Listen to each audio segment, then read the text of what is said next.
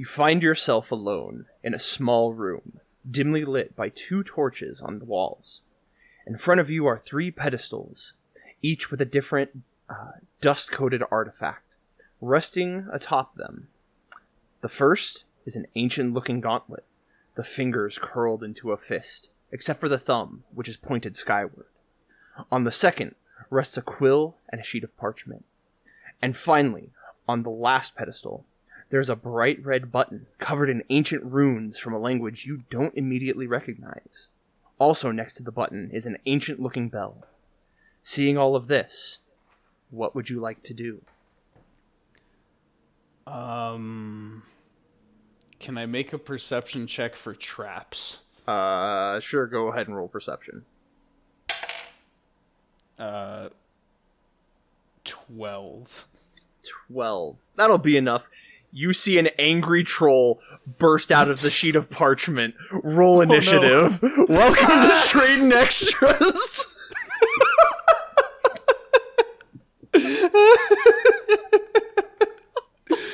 Oh no, the troll! It's headed to the comments section! From the moment I pitched the idea of doing this little extra, I've had that brewing in the back of my mind. I've wanted to tell this joke for months! And now it's finally here. I told myself that I would just set it up, and then I'm like, whatever you decide to do, and I'll just roll with it. Roll with it. I was half expecting you to say something along the lines of like, I turn and I just leave the room. just derail the whole thing I set up. Guess you don't really know me. Oh boy. Hey guys. I'm on 11, but I'm on a 9. We're done That's a Sonic reference. Yeah, we're done with Sonic. No more Sonic. Well, unless this goes up first. Oh, that's right. I didn't think about that. At the time of recording, I haven't received all of the audio files, so maybe this could go up before. Okay. Anyway. Okay, if Sonic's not done, it will be done soon. Sonic's but we're talking about D&D! Yes! My other love. I love a lot of things. But yeah, this was kind of an interesting little idea, and I was like, hey, we don't have to do like a full-on episode. We could just do like a little mini episode, a Tradin Extra, I think is what we're calling these.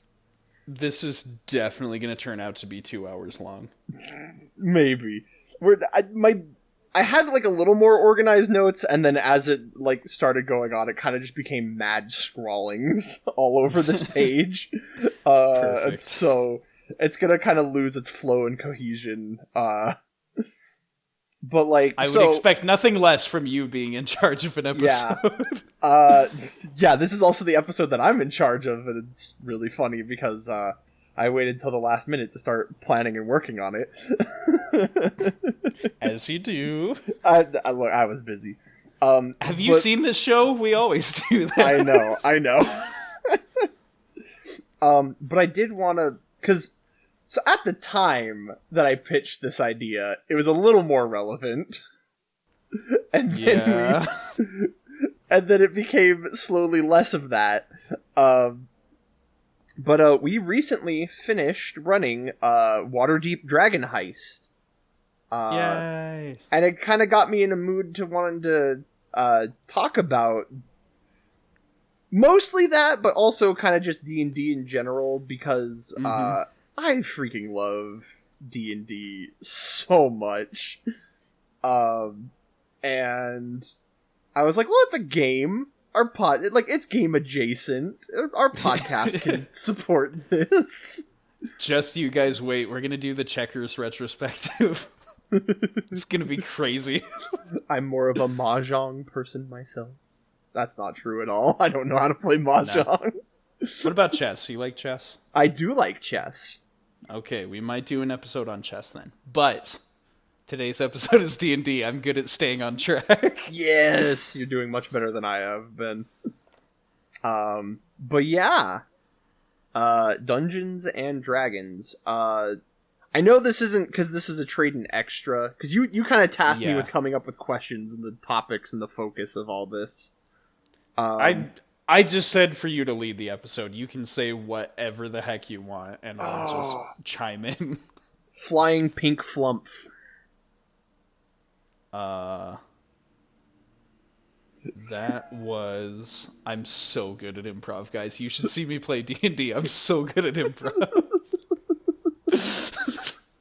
I literally, you said, I think you said the thing to, like, activate the sleeper agent in me, because, like, you just said that, and, like, my funny turned off, like...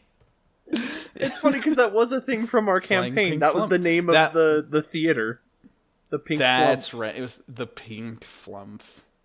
Because they're D&D monsters, and they're adorable. They're like space jellyfish. We never encountered anything like that in our game. I don't think you guys ever encountered any, but there was a theater that was named after it. That's probably why I didn't remember it. I'm not good with names. Yeah. As we'll talk about. I guess kind of the first thing that I wanted to ask, because what I was getting towards was, I know this is an extra, and so it doesn't follow our usual format. It's just kind of a freeform, whatever sort of thing. Yeah, if you don't know what D&D is, you're a cool person. Stop listening. That's becoming less and less true the more popular. It is, actually. It's kind of scary. Like, the nerd community has become, like, the alpha male, and then, like, the jock community is now looked down upon. Strange times we live in. Yeah. But I did still think this is kind of an interesting point, because I was curious. I wanted to ask you about your history with D&D. I know it's largely just what I have exposed you to, but what you forced me to get into. Yes. I'm like, I'm obsessed, but I need friends to enjoy this in order for me to do anything with it. So come here and enjoy this with me.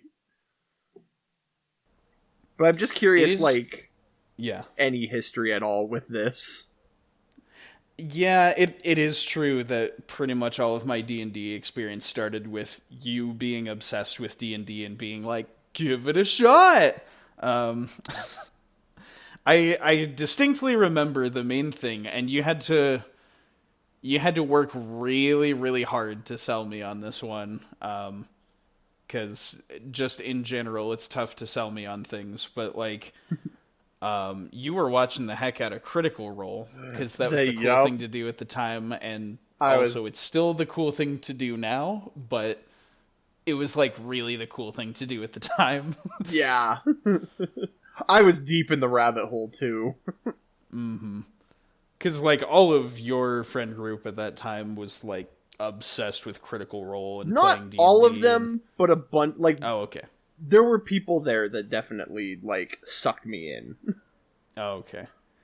So, at some point, I forget, like, what was the tipping point for me.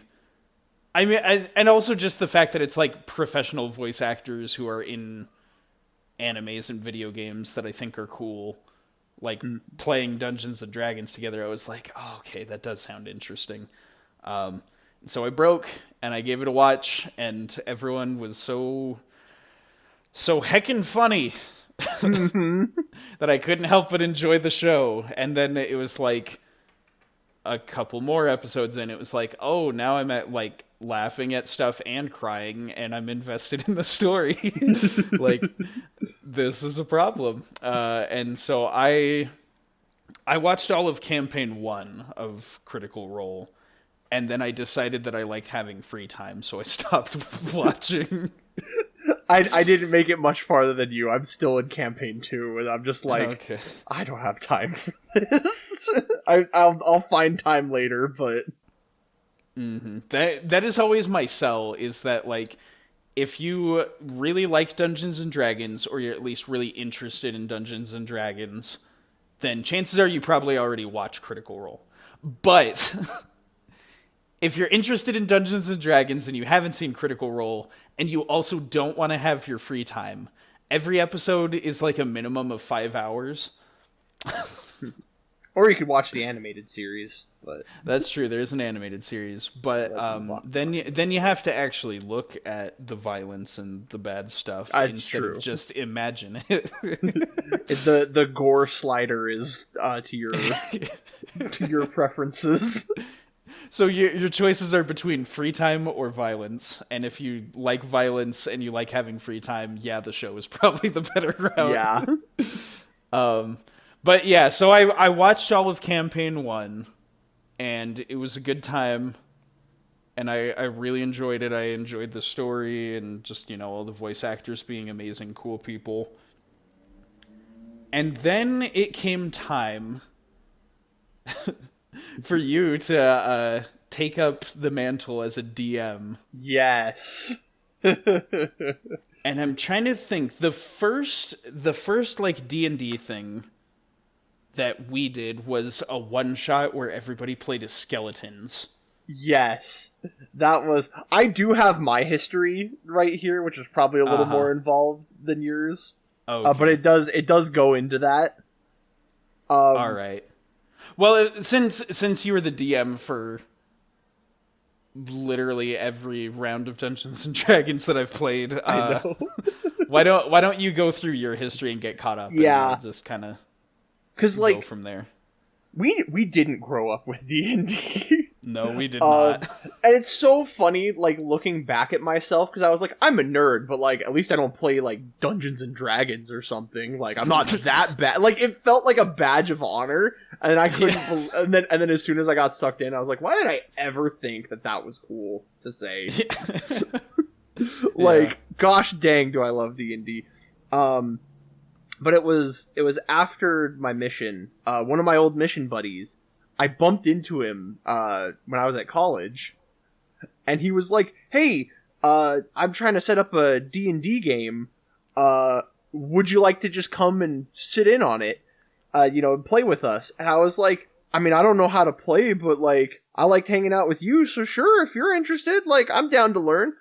And so he came, he kind of, like, did the thing that a lot of new DMs do, where they're like, okay, magic's kind of complicated, you could play a barbarian. And I was like, they don't cast spells. And I was like, sure, whatever's the easiest thing to play, I can roll to hit things. Hit things class. I'm gonna make intelligence my dump stat, so I don't have to learn any of the rules.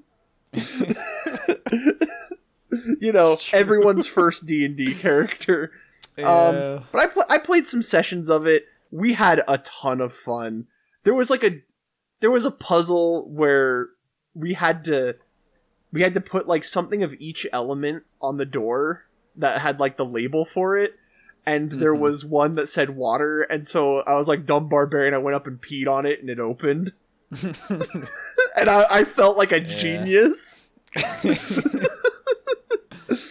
Like, we had so much fun. And then also at that same time, one of my friends up there, one of his friends is like, hey, I want to do, like, a Pokemon D&D. And he's like, so your like, whatever type of trainer, that's the type of Pokemon you can catch. It was weirdly restrictive, and I only played, like, one session of it, but I was like, okay, can I be a youngster so I can train normal types? But I'm gonna be, like, a dude in his 40s. Like, wearing these, like, really short shorts and the shirt that doesn't come over his belt. It was, like, the stupidest thing. But I had so much fun. The backwards baseball cap and the skateboard. How do you do, fellow kids? Fellow cool kids. Oh, man. But, like, yeah, I didn't get to play a whole lot. And then, of course, like, I ended up, like, not staying in college. And so, kind of dropped off a little bit from D&D. But I enjoyed what I'd played. And then, when I moved out, I moved in with a bunch of friends. And I distinctly remember, like, we had just moved in, we just got the TV hooked up, and one of my friends was like, okay, sit down, we're watching this. And he starts up the first episode of Critical Role. Oh. And it hooked me. It hooked me so bad. I started binging, like, that was what I did with my free time then, was I just started watching Critical Role. I And the whole, I remember the periodic updates. Have you seen episode such and such yet? I want to talk about it. dude, you don't understand what's going on. This is bananas. Matt Mercer is incredible. And also, this friend had also wanted to like start being a DM. And I was like, yeah, dude, like I'll join in on a campaign. And apparently like he tried to run one before, but like things kind of fell apart and he was running like a pre-written campaign and wasn't happy with it. And so this was his attempt at like, I'm going to do something completely homebrewed and from scratch. And so I was like, okay. And so we played in that for a while. But like from there, it was all downhill for me. Because after, like, Critical Role, I started watching the adventure... Like, I listened to all of the Adventure Zone, all of Joe Cat's campaigns, Crap Guide to D&D, One Piece D&D, Isekai D&D. Like, there's so many, like, dumb little D&D podcasts that I'm just listening to that I'm like, oh, this is so good. Mm-hmm.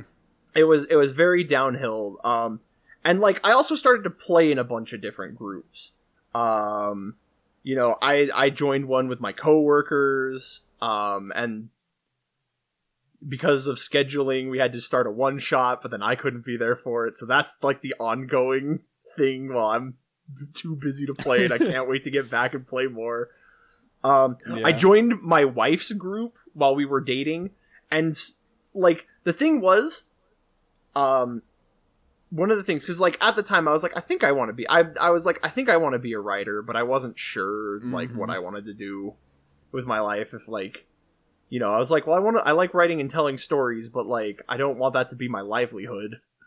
But I still need a way to get that creative outlet. Mm-hmm. And one of my friends suggested, like, oh, hey, like, you should DM a one-shot then. Like, practice D&D, because that's a great way to, tell stories.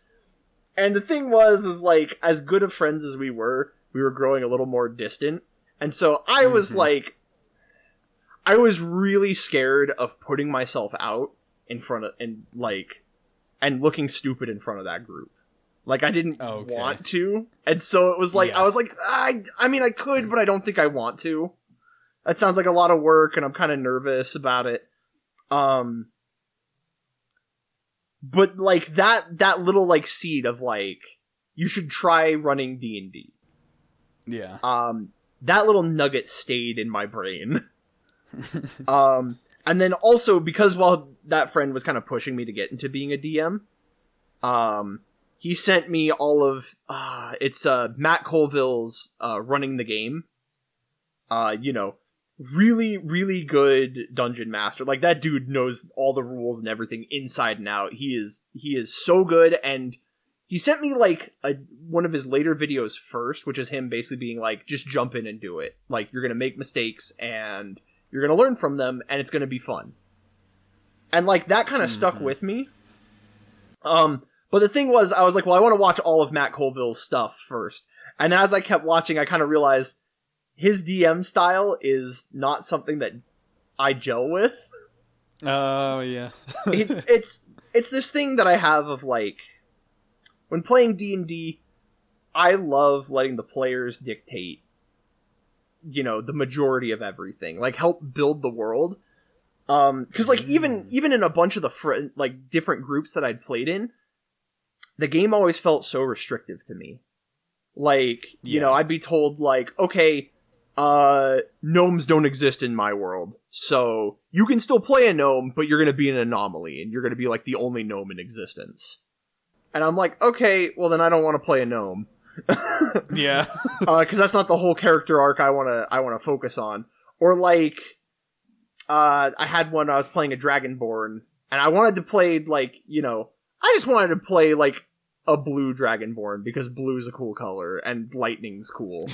Yeah. And he's like, okay, well, here's the thing. In the world, like, chromatic dragons, and, like, your heritage would link to your alignment and stuff, and so I was like, okay, let me put all these restrictions on this, and I'll make the character I want within these restrictions, which I still had fun. Mm-hmm. But it felt so limiting to me. And so I was like, I want to make my own thing. But I was really nervous because I didn't even have the rule books. I didn't know everything about D&D, and so it was like really intimidating to jump in because I didn't know what rules I could break and what rules I couldn't. Turns out you can break all of them. It doesn't matter. And so what I decided to do was, I think it was for like Halloween or Christmas. I think I played it at Halloween. I played in this, and then I ran it at Christmas. Was a friend set up like a one shot. It was that one where we played as skeletons. Right, yeah. And it was incredibly silly. We never finished it. Like, we stopped in the middle of the dungeon crawl. Mm-hmm. And I was like, that was a lot of fun. And I was thinking, I bet my brothers would like this. And so I was like, hey, for Christmas, we all get together for Christmas. Do you guys want to, like, try playing Dungeons and Dragons? I've got dice. Like, we could just sit down and play this. It's kind of like a D&D light version. And so, like, I brought a bunch of dice because I was a dice goblin at the time. I've since gotten better. You never get better from being a dice goblin. You're one for life. I see. I remember I took 2 like folders and taped them together and made a like makeshift DM screen. And That's I ran right. Yeah, and I ran this stupid little like D&D light thing where like the rule was basically you ask me to do something, I'm going to ask you if you're proficient in it. And if it's not a skill you've tried yet, you can say yes or no. But if you say yes, you have to say no to the next thing. And so you kind of like... That's right. Yeah, and so you build your character as you go. And it was incredibly silly and stupid. And I learned very quickly that, like, the stupid things that my friends did when we played it, did not even come close to happening the same as when you guys were playing. You made incredibly different decisions, and I was like, oh my goodness, how do I prepare for this? It was incredibly... I have memories of collecting a bunch of skeleton torsos and reinforcing myself to make armor. That's right, because everything, like, every enemy you guys encountered were skeletons, so you could break them apart and then add the parts to you. Like, you attach a second pair of legs, like, of feet to you, and then it increases your movement speed. Mm-hmm. Can I just say, at the time of this recording, Legend of Zelda Tears of the Kingdom is not out yet, but the combining feature makes me think of this, like, skeleton stuff, just taking bones and sticking them to things to increase your abilities. Oh, yeah. But it was fun, and the thing for me, too, was that, like, running that little thing, and seeing everyone's immediate reactions to everything was so much fun. Like, it was like instant feedback, because if I said something funny and everyone immediately laughed, I was like, that joke landed. I know that it did because I could see their reaction. And so then I kind of started thinking, like, maybe I want to do something a little more ambitious. And so my immediate first thought, because I just finished playing Breath of the Wild, was, man, I want to run a Zelda campaign. That sounds awesome. Yep. And I'm like, but that sounds really ambitious. So I'm going to start a little smaller. And so I was looking through our local game store, as I was like, I think it was like New Year's. I was like, I want to find a way to push myself. And so I was like, I'm going to run a D&D campaign, like a full campaign. And I picked up Waterdeep Dragon Heist, and the little blurb on the back sounded awesome.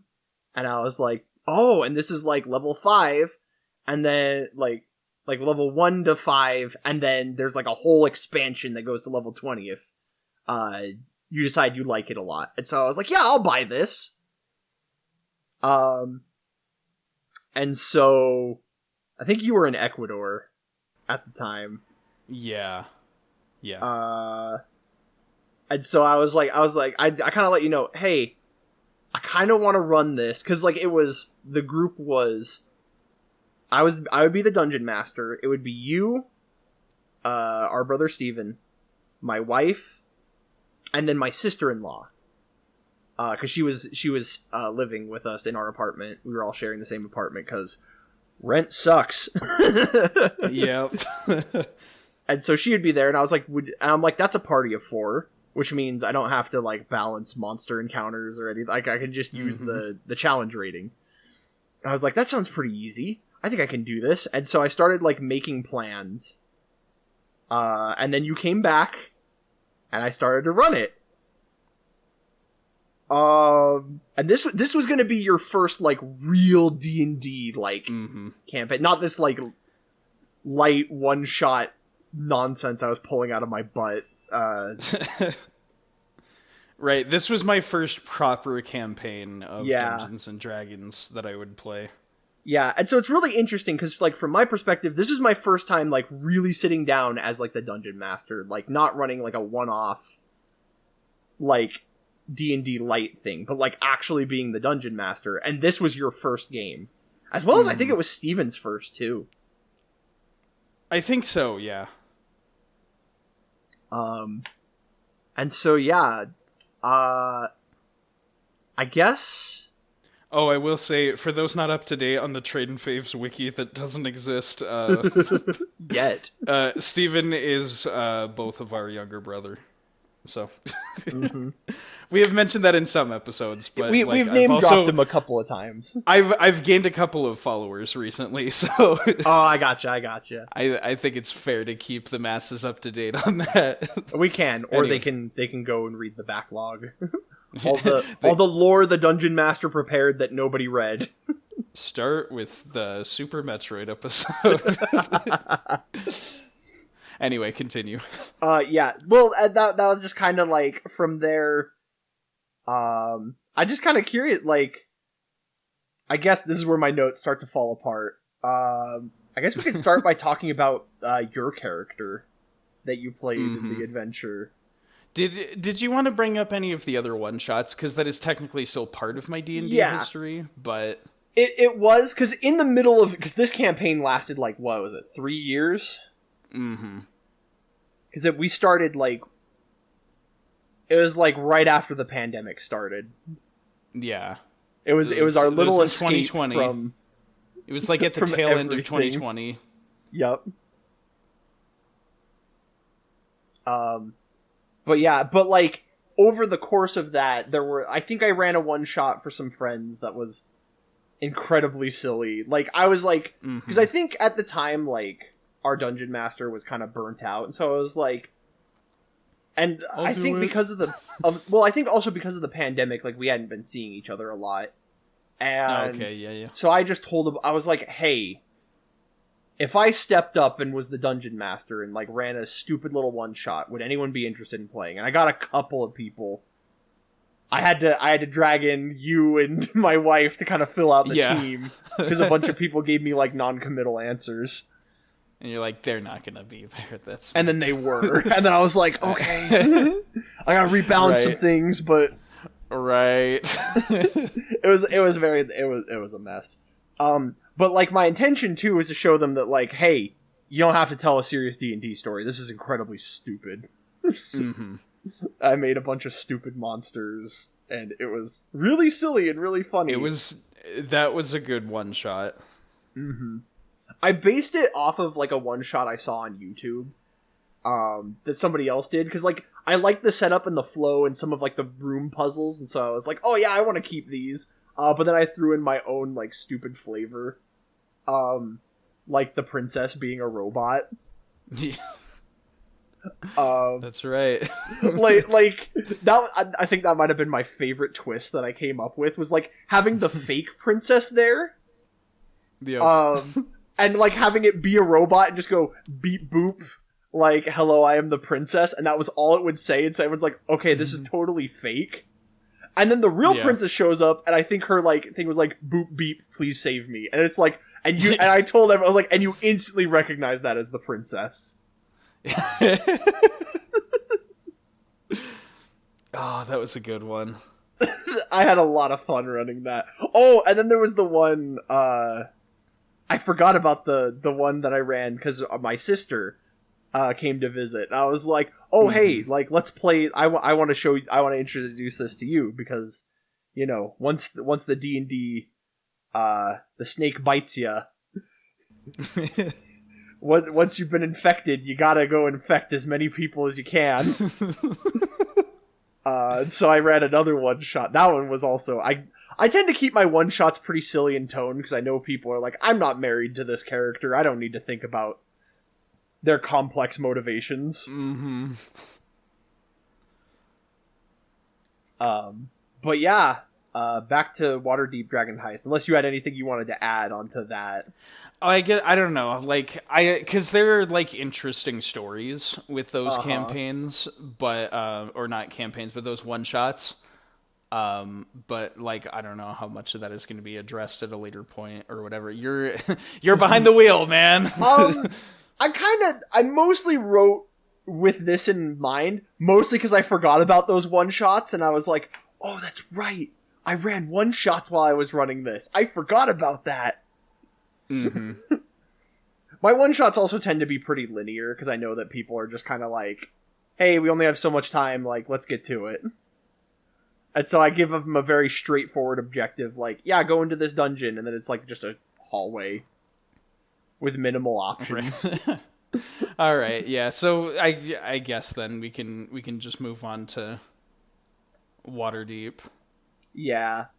But that was the thing too for me. One of the things that appealed to me about Waterdeep was that I think in one of the blurbs that I was reading about it is they were like, this city is a melting pot. And that appealed to me because I'd watched a bunch of D&D podcasts, and like I've seen a lot of people be like, for the beginners you can only play a human or whatever, like, so that you don't get mixed up in all of the lore and everything. And I was like, that's stupid. Yeah. That's really stupid. Like, let people play what they want to play. And so, like, I handed you, like, I was like, here is the full monster manual and all of, like, the supplementary books I have. Here's the base stuff, so if you're like, I don't want to dive in too deep, like, here's the base stuff to look at. But if you want to go, like, any deeper, here's all of, like, the extra stuff. And basically, I helped make your character. Yeah. More so, like, the mechanics. You came up with, like, the character. Mm-hmm. Which I've been talking a lot. No, I know. I'm just like, he's gonna set up and ask me a question. Yeah, the question is, why don't you tell people about your character that you played in this campaign? Okay. Now, I will say, I did message you beforehand at the start of the week when we were prepping to do this. I was like, if you have any like thing you want to hear me talk about or whatever, like let me know so I can prepare some material. And you didn't. No. So I don't really.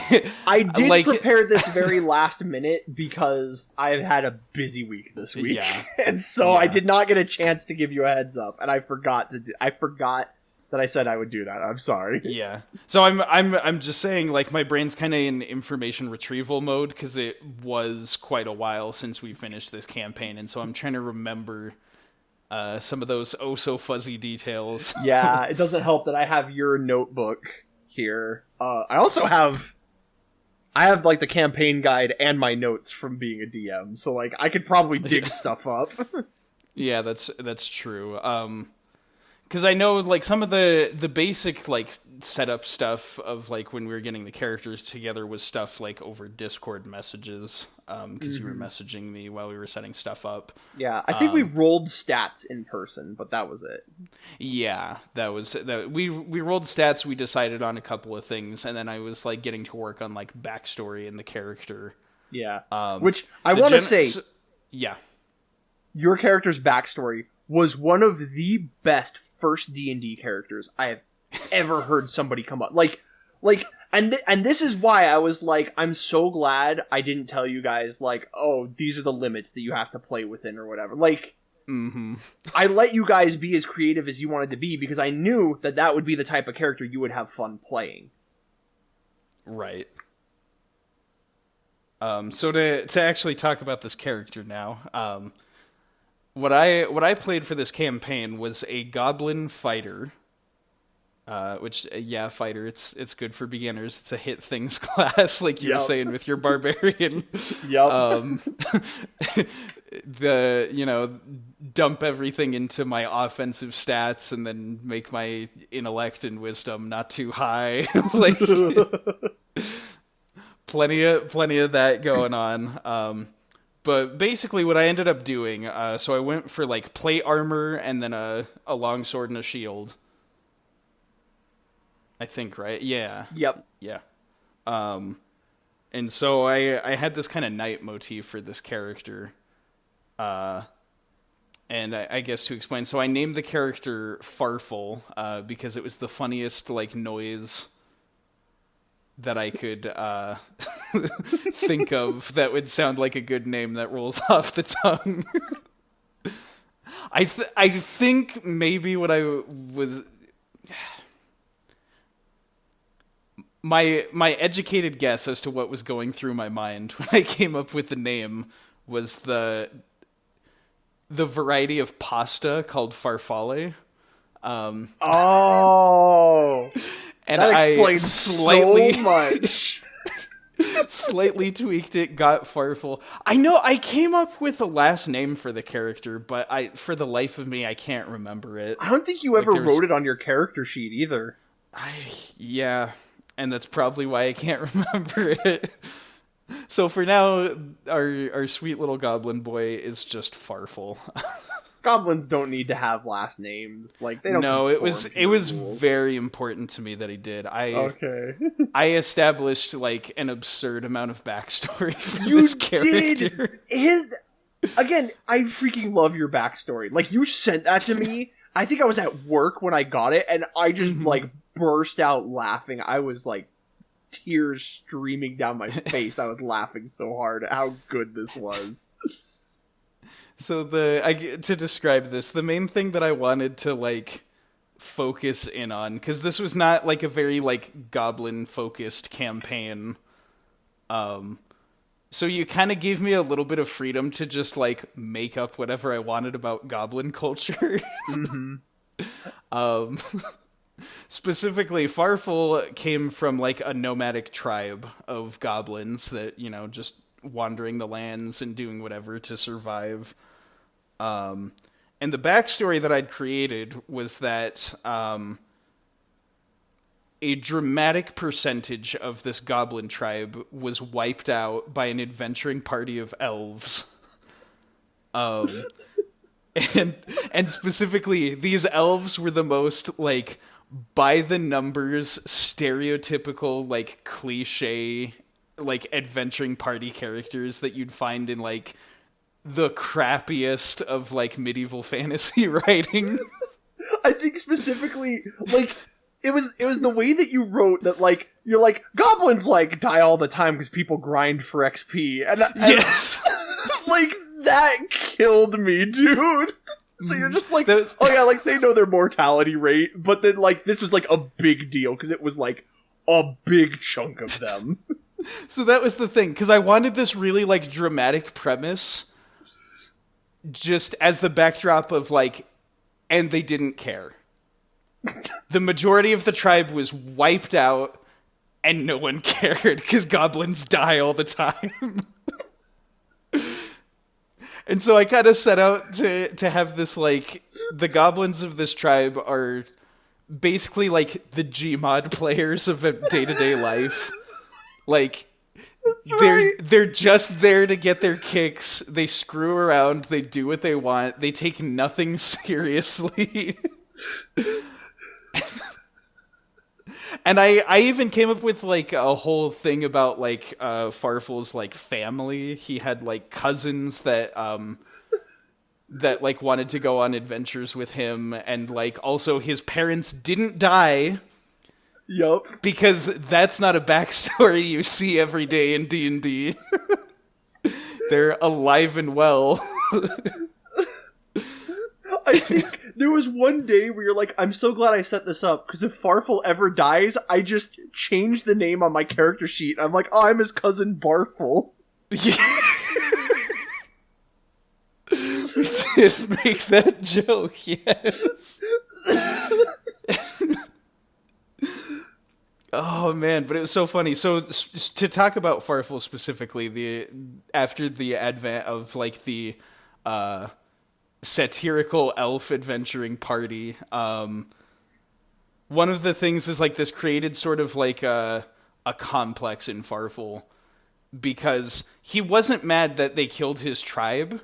He was mad that they were such like a boring cast of characters and they were the ones that killed his tribe. And so he went on this sort of like revenge quest to become like a more legendary hero than they were. And it led to him like wandering the lands, like trying to study up on like what makes great heroes. And most of like where he gets his sources, like some of it was like actual historical precedent, but then a lot of it was just like, you know, tales from like various like pubs and like whatever bard like storybooks, theatrics. Like fantasy, like tales from bards and whatever. And just like he has this image in his head of like the ideal perfect hero. And so that's why I went with like the sword, shield, and plate armor, is because he wants to be like that knight in shining armor that everyone looks to as a hero. But then he's also a goblin, so it's almost kind of Shrekky in a way. Like, he is very much not suited to be the knight in shining armor, but he's like the best they have on short notice. Like, and we didn't even get to the kicker. Yeah. The actual role-playing aspect of me playing the character. Yep. Hi-ho! I did a Kermit the Frog impression while I played this character for the entire game. The best part was, like, there was a session where I set up a bunch of doppelgangers that were going to, like, steal everyone's appearance and character and masquerade as them after they killed them. And so I made the party, like, fight themselves. Yeah. And then I tried to do that voice, and I was like, oh my goodness, my brother is so talented. like, it was this sudden realization, and it was funny, though, because everyone's like, you sound nothing like him, I know you're the fake. It was so funny, but it was like, what the heck kind of... That was when I already respected the voice, but, like, I really respected it after that session. You finally had the spotlight on you, and you suddenly realized, like, in that moment, like, I don't know how to do a Kermit impression. I don't know how to... I couldn't do it. It's so just, like, out of my range. And I remember talking to you about it afterwards. Cause I think you said, you're like, it's Kermit, but it's also, like, what was it? Puppet Pal Clem? Yeah, there was kind of emerging... Because, like, the Kermit the Frog is sort of in this register, whereas when I would play as Farfel, I would kind of talk more like this. And so it was... Yeah, it was this weird merging. It's like, it's close, but it's not quite Kermit-y. Yeah. It was also, oh my goodness. Like... There's also the part of your backstory, because, like, what inspired him was, you said he had a cousin first that went off. Yes. To go on do the adventuring thing first, and he died, and so Farfel's like, well, now it's my turn. Mm-hmm. Which would be funny later, when we do one of those one-shots, you would play that character. Yep. You're like, if I die, it comes full circle. That was my perfect plan for this, was, like, you're saying it's a one-shot. And I was like, I'm gonna play his cousin was Grombert. Yeah. And I had decided I'm gonna play as him in this one shot. And if I live, then this is the story of one of his, like, heroic exploits before he died. But then if he dies, this is the story of how he died and how that started Farfel's backstory. So, like, it was a win-win no matter what happened to me. And I knew that going in, and so I put an NPC in there that I referenced, because I think there was, like, because you gave me that in the backstory, I think later I sent you a letter like, hey, we finished deciphering his will. Here's the stuff that he left to you. Right. And so I put that NPC in the one shot. He was the dude that I bought those glasses. Yeah. That I would put on when I was doing the character, and then he was actually like a detective in disguise. Yeah, that was the thing too. There were some props involved in your acting. I saw those at the dollar store, and I was like, yo, I should buy these and then just hold on to them for a D&D session.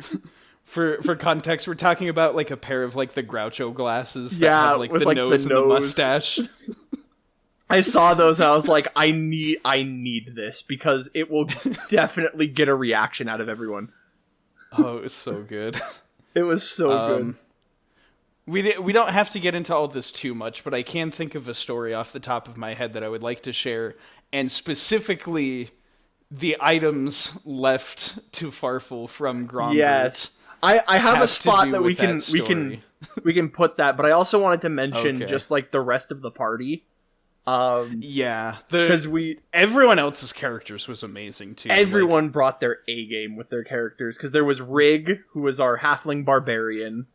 Yes, which was my sister-in-law's character, and it was so much fun because she's like, I want to play Path of the Storm Herald.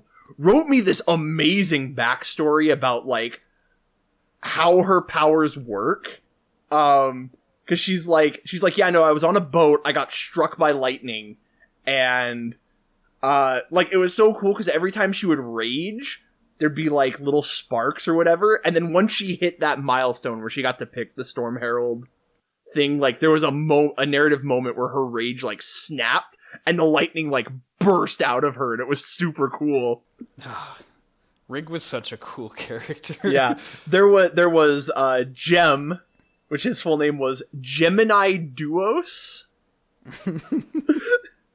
Which is so funny how he dropped the whole split personality thing, like after like the first couple of sessions. He had a split personality thing for his character at first, and then was kind of just like, this isn't working out, we're done.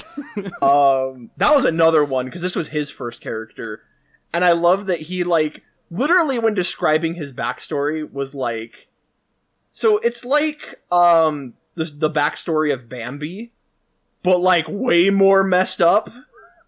And kind of caused him to have, like, a split personality. And I was like, goodness. This is cool. Can I tell you something? Yes. I never knew that his character was based on Bambi.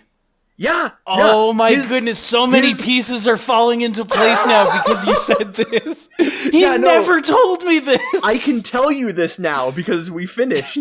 But like, he literally was like, his mother died, and then he went to go live with his father because he was a half-orc paladin.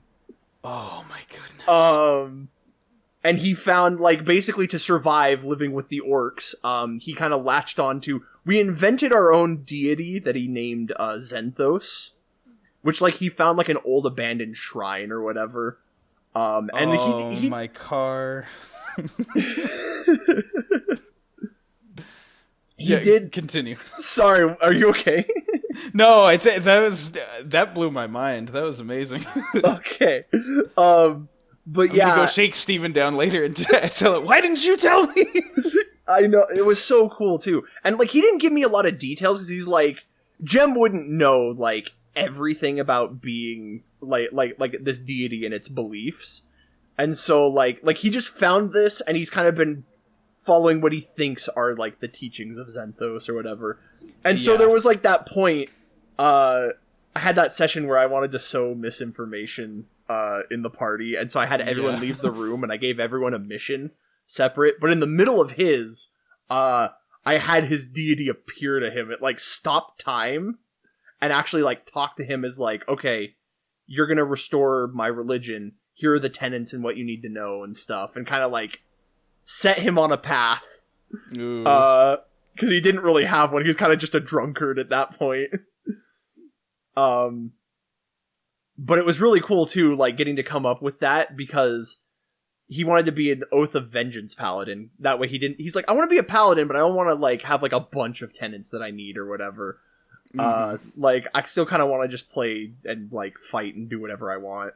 And so I was like, Yeah. okay, yeah, we can very much homebrew that. And so like I made his tenets very simple. It was basically just like, you know, protect those, and like the god's whole like thing was balance. There was like strength from loss, and the whole reason that he singled out this guy was because he just lost his mother, and so he was gaining strength from that. And it was a really fun character arc to go through with him. Mm-hmm. And then of It was course so good. The real kicker for me about the way Steven played this character was the accent. yes. Because to give you an idea of what his character was like, since he and I were both so dead set on doing silly voices for our characters, if you've ever seen on the Game Grumps channel their playthrough of the game Devil's Third, the protagonist of Devil's Third is just like a generic McWhite dude who's like tough and isn't afraid of anything. But for whatever reason, the Game Grumps settled on this idea of like giving him a Russian accent and making him just like completely insane. That bird is very far away. You think Tarp will save you? Yeah, like, and so just everything out of his mouth was that. So he's got this like deep Russian accent. And the split personality had a different voice. It was more of like a crazy psychotic like Yeah, that's voice that he would slip into. And then he's like I think it was like 2 sessions in, he's like, this isn't as fun, I'm gonna kind of just drop it. And I was like, okay, we could just kind of retcon it. And then lastly was my wife's character, Saren, aka or aka Nox, aka what was the guy that she was being at the at the end, Alfred. Alfred. So my wife decided to play a changeling.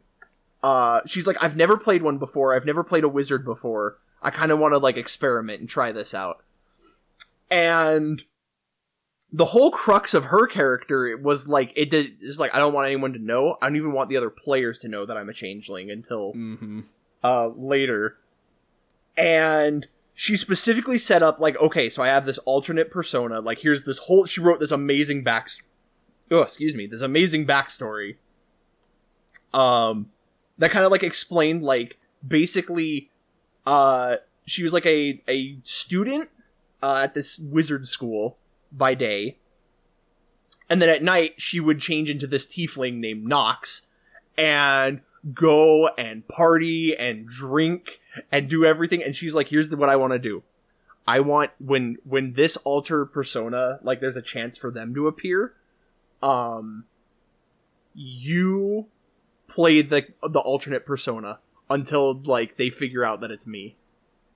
And so that was why like one night you guys woke up to a drunk tiefling stumbling around inside your keep.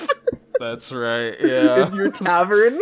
And it was so funny. And how once you guys had figured it out, my wife immediately took over. Was like, okay, I'm playing the character now. And so she had like a million different names and personas. It was so much fun, like having the there was the one moment early on where she was away from the rest of the party and changed out of disguise. And then, you stealthed up there. And me, again, remember, this is Farfel, heavy plate armor, made a successful stealth roll, snuck up and saw that she had transformed into a different form. And, like, the best part about all of this, and then I snuck back down, never got caught, and it was in character for my character to go, oh, I guess that's just a thing she can do, and never brought it up. So it was so her character never knew that my character knew. None of the other party knew about this because my character didn't care that he knew. So I was just sitting on this juicy lore that just, unless somebody brought it up in conversation, it didn't matter. Yeah. And admittedly, it got more fun once the party did figure it out, because then she was like, oh, okay, today I feel like having this nose. Or like, today I feel like looking like this. Right. Well, and then it was funny, too, because when the big revelation finally happened, the rest of the party was like, oh my goodness, you can shapeshift, that's crazy. I was just like, oh yeah, I knew that. And then everyone just looks at Farfel like, you knew that? Yeah. Yeah, of course. Yeah, of course. Oh, it was fun. That's one thing I love for, like, big D&D campaign stuff is, like, everybody, like, in the party, like, having secrets that they keep from the other players and then watching them figure out said secrets. Oh, yeah. Like, and it's frustrating when you're a player or even a DM who knows that you're chomping at the bit for those interactions, because you're like, I want people to know how cool my backstory is, but, like, I want you to figure it out naturally. And so when you get to that point, it's so much fun. Right. And it was kind of interesting, because Farfel as a character, like, he was very fun to play because we got so many funny interactions out of me playing this character. Almost every interaction was funny, but then there were a few, like, really good heartfelt ones that were, like, it helped balance it. But, like, the thing about the character is that he's very much not detail-oriented, and, like, uncovering mysteries was not important to him. So, like, I was the character that would, like, find out about the other party members' like, backstory baggage, and it just didn't matter. Like...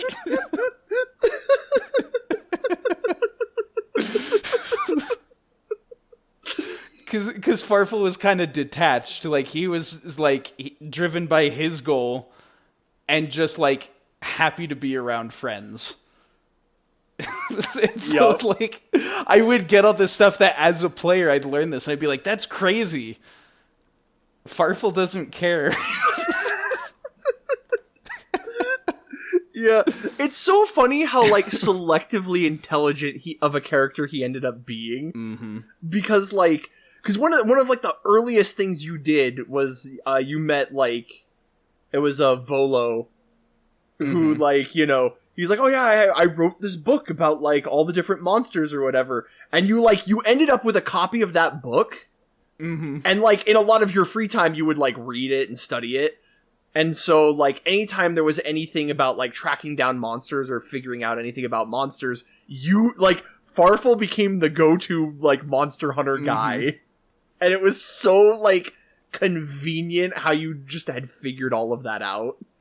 That was the thing I remember, because he's so interested in, you know, becoming a legendary hero. I figured, like, a good aspect of, like, his character would be, like, studying up on monsters and trying to figure out how to beat them and things.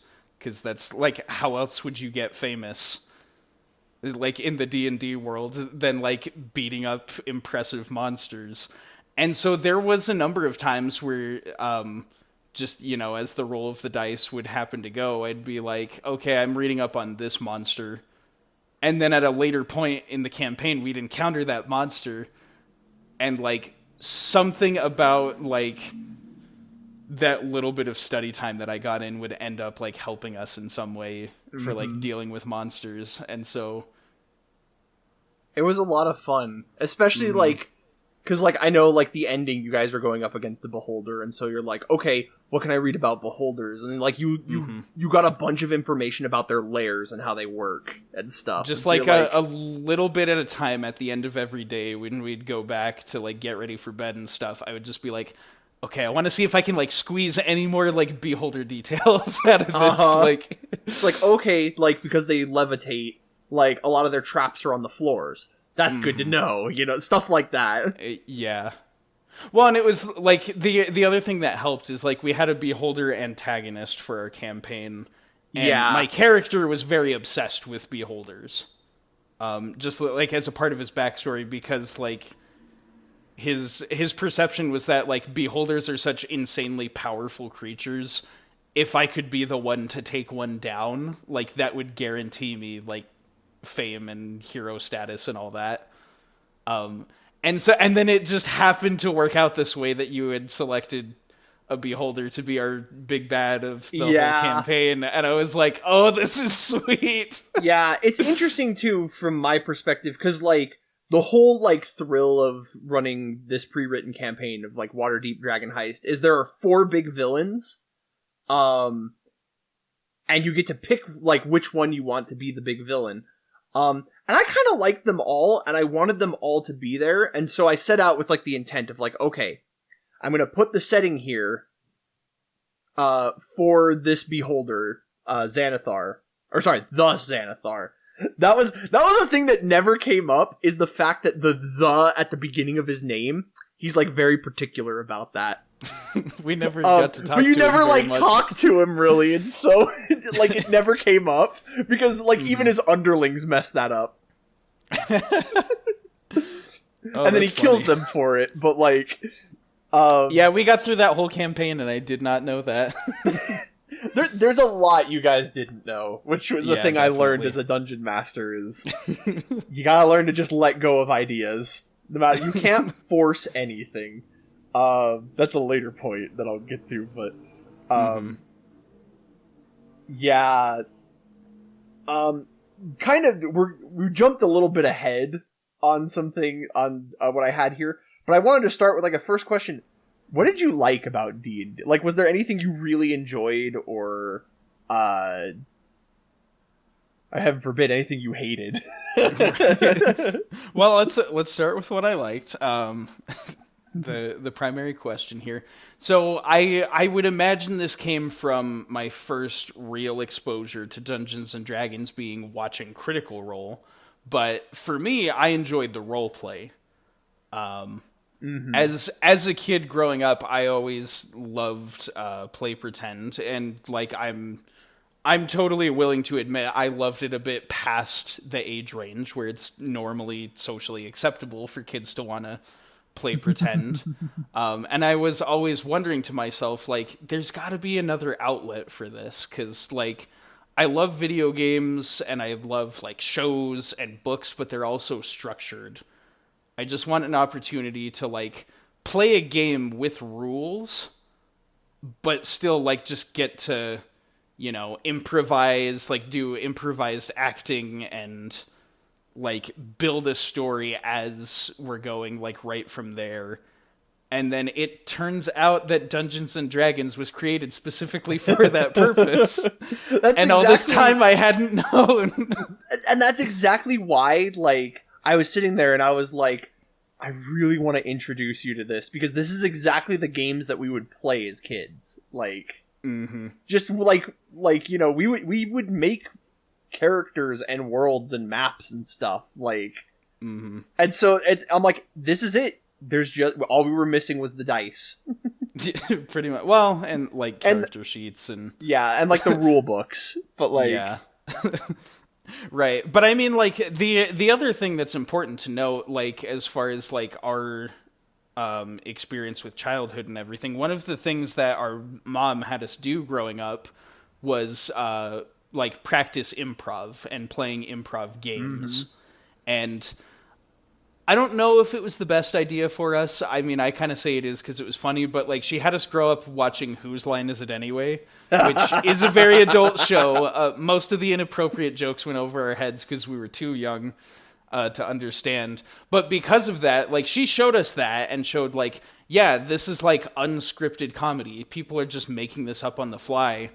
And to kind of help us better, you know, handle with like, you know, social situations and problem solving and a lot of important things, like she encouraged us to do a lot of like improvised games as kids.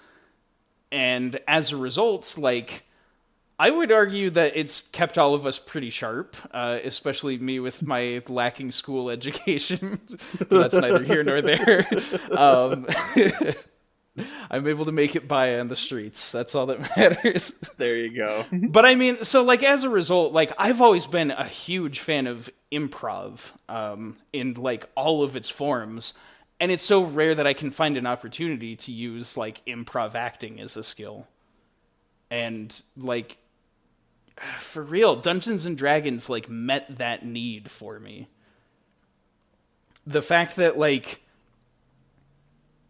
and especially the way you structured it with the tone of our campaign, that I could play as a goofy Muppet character who is also, like, a knight and can do all these cool action things. Like, it was so much fun getting to have that experience, because it was the kind of story and the kind of tone that I love to see happen, but I was able to make it up with, you know, all of my close friends and family at the table. Yeah. I know I already said it, but, like, these were the kinds of games that we played as kids, and I was like, if I could just get them to just sit down and play, like, I'm sure they would have a good time. And, like, I don't think there was a single session that we didn't have, like, a giant laughing fit. Mm-hmm. There was like deep belly laughs were guaranteed every time we got together to play games. Yeah. Oh man, that makes me I'm like, and that's the thing for me is the dungeon master. And what I liked about being a dungeon master was getting to make something for somebody else. Like, you guys gave me these, you know, these backstories and these kind of like you're like, this is kind of the direction I want my character to grow. You know, and still, like, things are up to fate and dice and stuff. But, like, getting to make something and see you guys enjoy it was, like, the most satisfying thing. To just, like, have a stupid idea for a talking magical axe that has a surfer bro accent. like, what's up, bruh? Like, and have that be the magic weapon. And just, like, having to sit on that and be like, I hope everyone loves this character as much as I do. Okay, so I don't think there's anything specifically like Surfer Dude Battle Axe, but I will say just the vibe of that is such like a Dave the Barbarian kind of vibe. In fact, you could argue that the tone of our campaign was, at least at times, it had that Dave the Barbarian feel to it. The thing too was I was trying so hard to strike a balance because, like, I wanted some serious stuff to happen, because, like, the whole crux of Waterdeep Dragon Heist is that it is serious. It's presented serious, but there's so much just funny stuff, like, in there. And so I like being able to jump between both, to have something silly and stupid, but then also be able to take itself seriously. Those are the kind of tones of stories that I like, and being able to balance those moments. Yeah. But yeah, I guess from there, like, were there any, like, memorable moments or stories that, like, really stood out to you that you wanted to share? Right. To get back to this, I know, like, I have told this story. I will also let you know that I do have, like, a favorite NPCs section. If you rather do that one first, like, bring up the NPCs and then stories, or I want to tell this story first. At least. Maybe, go for the story. Maybe this might, like, jog my memory of some other things, but, like, so as you may remember, we were talking about earlier, I have Farfel and his character Grombert, his cousin, who died. Yes. And after receiving his will, I received a couple of items. One that was a lot of fun to play around with was a magic shovel. That was actually... So, I actually have a book of homebrewed stuff. It's called the Book of House. Super cool book, because it's all a bunch of memes and joke, like, races and classes. But then it takes itself very seriously. And that was I was starting to set up a thing, because what I wanted to do was I wanted to test out a system of, like, fake magic items. Like, not fake magic items, but, like, imposter magic items. So, like, they have durability or something, and just, like, to see how that would balance in running a game, because I wanted you guys to have magic items, because I'm like, dude, it's a world full of magic. Like, magic items are cool. I want to give you guys cool loot.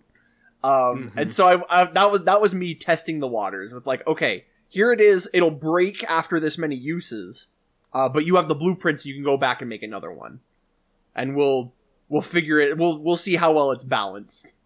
Little did I know that meant you were never going to use it. It's basically the equivalent of having a supply of ethers in an RPG. I was just like, I can't use these because I might need it for another moment. But I definitely I got the maximum use out of that shovel. You definitely used it. I did use that shovel quite a bit.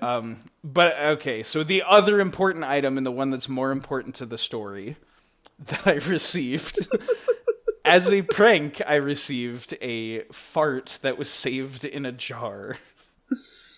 Because goblins are classy folk.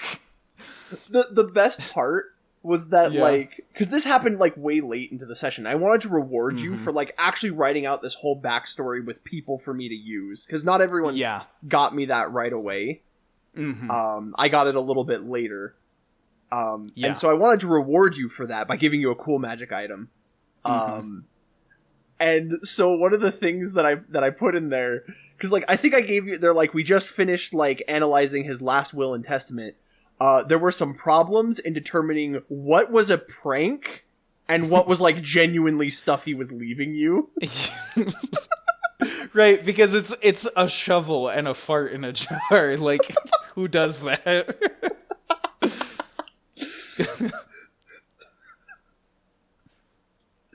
And little did I know, this is another, like, this whole experience has been anything you give the players, anything you say or do, can and will be used against you. And it was. So the thing I didn't know this at the time, said fart contained in the jar, was technically like one free use of the spell Stinking Cloud. So I could just open the jar and release this, and then there's a stinking cloud on the field, which, like, reduces, like, visibility and... Yeah, you have to make a save, and if you're in it, if you fail, you basically spend your whole turn just retching and gagging.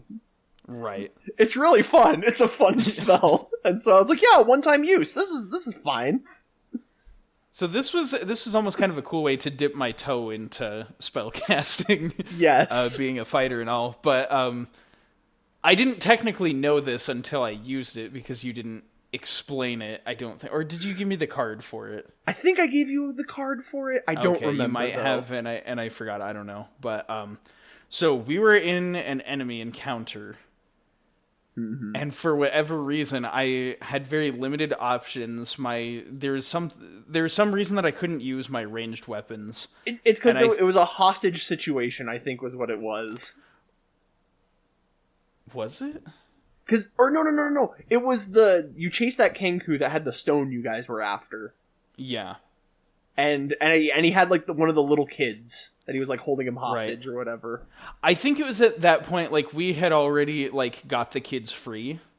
And so the kidnapper was there on his own, and I was out of options for ranged attack, so I said, like, can I throw the fart jar at him? And you were like, you can certainly try, because that's what DMs say. It's my favorite phrase. I've stolen it from Matt Mercer, and I will use it for the rest of my life. It is a good phrase. So I went for it and, just lobbed the jar, and it shattered at his feet, created the stinking cloud that he was trapped in. I was like, oh, that was an amazing setup. And then Saren, our wizard, was like, hey, I can cast Fireball with reckless abandon, being a wizard and all. She sends a fireball. Did she have, like, the necklace of, like, the beads of Fireball or whatever? Like, that's right, because this was before she learned Fireball. Yes. There was a necklace that gave her limited uses of the spell Fireball. And so she launched a Fireball into the stinking cloud. And the gas combusted and created a massive explosion that instantly incinerates the enemy. I believe somebody at some point made the joke calling it the Coup de Gras. That was that was your wife. Yes. She was referring to that attack as the Coup de Gras, which is just the most perfect name. I think it was funny too because Rig was caught in the blast and took some damage. Got caught. I remember because it was a Kenku, and I remember describing that bit as I was like, "Does he make his save?" No, he doesn't. You just hear him scream in agony as this smell obliterates his senses, and then the explosion happens. Yeah. Oh, that is one of my favorite D&D stories because it is so like. It just goes to show how insanely silly our party was in this campaign. That was the kind of tone we were running with. Another one that does come to mind. It's kind of a long story, but basically, our big bad encounter towards the end of the campaign, the Xanathar, as we now know, as I have now had it revealed to me that was his name. Yes. So he was there with a bunch of his minions, and we were just supposed to fight a bunch of mooks. We didn't know that we weren't supposed to fight him. Yeah, this is because the thing too was when I read through the campaign guide, the ending to the campaign really sucks. Yeah, because it essentially comes down to one little skill challenge with a gold dragon that you don't even realize he's a gold dragon. Mm-hmm. Like you can go through and not know that, and then you just kind of walk out. A couple mooks try and jump you one last time, and then you just leave. And then it's like, buy our expansion that goes to level 20, and it's it sucked. And so I was like, no, I'm not running that. I'm gonna write my own ending. Am I the DM or am I the DM? I'll make the ending I want. And it sucked too because the campaign guide gave me all these huge dungeons for the big bads that you guys have no reason to ever go explore. It's true. And so I was like, all right, I'm gonna set up a scenario that will give you guys a reason to go in after him. And I set up some specific conditions, which I did not make very clear. And that was this was my first attempt at homebrewing, which is why I learned so much from it. But essentially, I just grabbed every mini I had off of the shelf and just set them all up. Yeah. Yeah, and basically, I'd prepared an out. I was like, I'm not going to kill anyone, but I want this to feel like an unwinnable battle. And then I had a mind flare turn invisible, and it was targeting the person with the object that they were after. Yeah. And I was like, if he manages to break it open and it reveals the aboleth, then I'm gonna teleport the party out of there, and then they're gonna have to go into this other dungeon. But if they manage to stop him from doing that, then the plan's gonna be a bust, and they're all gonna retreat. Mm-hmm. That was how it went in my head. And then you realize that your players don't really care how it goes in your head. Yes. We were under the impression that we had to join in the fight and just fight the beholder right there. There was no way for us to know where the mind flayer was because he was invisible, or we didn't even know if he was invisible or if he teleported away. Yeah, he was standing there and then was no longer visible, and that was the only information we had to go off of. So needless to say, we botched that encounter, and we did not. You didn't botch it. I did. Well, but I mean, thing too was I put the dragon. Yeah, I put the dragon between you guys and the horde of enemies rushing forward, and I was and he told you guys I'll hold this line, stop any that get through from stealing the gold. And then I started having them trickle in and you guys started fighting them. But then that didn't stop everyone. No, because we still were under the impression that the objective was to beat the beholder, because that was where he was positioned on the map and everything, it still Yeah. kind of My mistake natural. was putting him on the map. More than anything, it was, and like I say this very lovingly, everything else about the campaign I really enjoyed, and like I really love the way that you DM and how much creative freedom it gives us. Oh, thank That you. was very bad conveyance in that one moment. It that was. like, Do you know what the worst part is? I thought about that moment, and I was like, well, like, he would just let his underlings do this for him. mm-hmm. And so, like, he shouldn't even be there. But I wanted you guys to meet him. Right. Because, like, he's had other people do his work for him this whole time. Mm-hmm. And so I wanted you guys to, like, actually get to meet him. And that's the scariest thing as a dungeon master, is putting your big bad right there and having them get away is, like, the hardest thing to do. Mm-hmm. Because your party will always find a way to either kill them or mess things up or get themselves killed. Mm-hmm. Which... So here's the thing. We've been talking a lot about like the flub part of this. I brought up this story because there's a part of it that was like one of my favorite moments in the whole experience. But so the thing was, we had messed up the encounter. The invisible mind flayer got the plot MacGuffin that we were supposed to protect. And so like it was pretty much guaranteed that like, you know, we were gonna get teleported out of there, and like we messed up that encounter and had to, you know, follow up to stop the beholder or whatever. But gracious DM that you were, allowed me, my character who was so deeply obsessed with beholders, I had just enough time to sprint across the map, make a running leap, and carve a big gash in the beholder's face, like just above the lip. And that was a permanent scar that was on the Xanathar's face for the rest of the campaign. Yep. And it was like I landed the one hit. I think like I dealt some pretty big damage from that one hit. Was it a crit? I think it was a crit. I think it was a sounds critical hit, and it was a massive blow. And then, like, just right after landing the hit, got teleported out of there. And so I just, like, like, casualty-free landed a hit on a beholder. And I was like, okay, I'm mad I lost, but, like, I'm mad we lost, but, like, that was so cool. Yeah. So here's the thing from my perspective on that. Mm-hmm. So going back a little bit when you guys were level 1, when we first started doing this, I was so scared of killing a player character. Mm-hmm. And so, like, you know, I pulled my punches a little bit. I had enemies do stupid things, and like I was like, because the idea of killing one of these characters freaked me the heck out. Mm-hmm.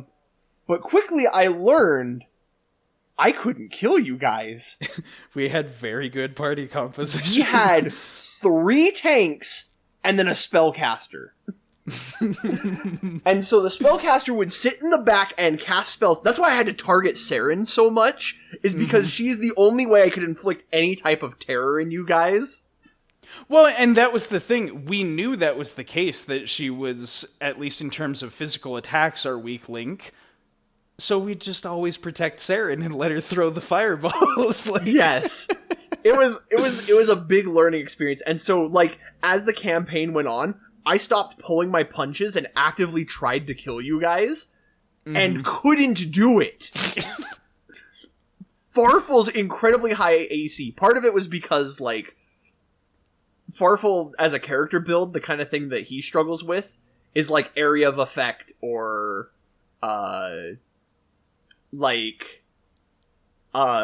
spells that attack, like, his, like, intelligence or his, charisma or something. Or, like, charm spells. Yeah. Which, at, you know, the first 4 levels, there aren't a lot of those in the monster manual. No. Most monsters that low level just run up and hit you. Yep. So then suddenly here's this big beholder. And I'm thinking, in my head, again, I thought I made this clear that you guys didn't need to fight him. And Rig goes rushing in right up to him and is like, I'm gonna hit you. Yep. And makes an attack at him. I think she landed a hit. Or like enough to get his attention. Yeah. And so I was like, I told you guys I'm not pulling my punches anymore. You chose and this. So I pulled out the Beholder stat guide, and I'm like, okay, he's gonna make 2 random I-beam attacks at you. And I'm looking at this going, if he lands any damage-dealing one, the minimum will probably one-shot Rig, because this is like a challenge rating 13 monster. And Rig was the one with the and high you guys HP, are level so. 6. You guys are level 6. And so I'm as a DM, I'm like, she attacked him. I'm gonna have to kill Rig. Mm-hmm. Oh man, and I rolled, and the 2 random I-beams that he rolled was, one of them was the sleep, or whatever, like he made her fall asleep, and the other one was his telekinesis ray. And in that moment, I was like, okay, those don't do damage. What would he do? And so he's like, okay, put you to sleep, and now I'm going to levitate you up, and I'm going to dangle you above all of these minions I have right here and let them pick at you. And just have fun, because he's such a sadistic monster. And so I was like, oh my goodness. And that was one of the most stressful moments for me, because he was like, and so that's the position that Rig was in. And then I had to have the dragon kind of run in and like save her, which like she still managed to get out. She like woke up, broke free of the telekinesis, and then I put the dragon there, and he's basically like, back up, like, do not take this guy head on. Like, and that was me realizing that I was like, I messed up. Yeah. But it left it as one of the most memorable moments. It did, and it definitely made us more excited to do like the final dungeon and finally get our vengeance. Yeah. I've got a couple more stories, like the time you guys made me improvise an entire dungeon. Which was... We did that, didn't we? Yeah. Oh my goodness. So, like, I've been setting this plot thing going on, and there was, like, an NPC that the party had grown to like, Captain Staggett, which is so funny that everyone fell in love with him, because I just wanted a little, like, character quirk for him to make him, right. stand out a little bit. And so I gave him Ida's little arm chop, Ida from My Hero Academia.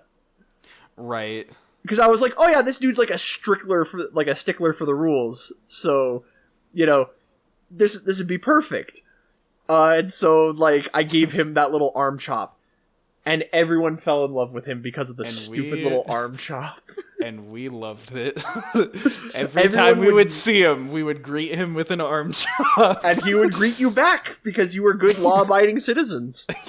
And so the thing is that, like, what's supposed to happen is he goes missing. Yeah.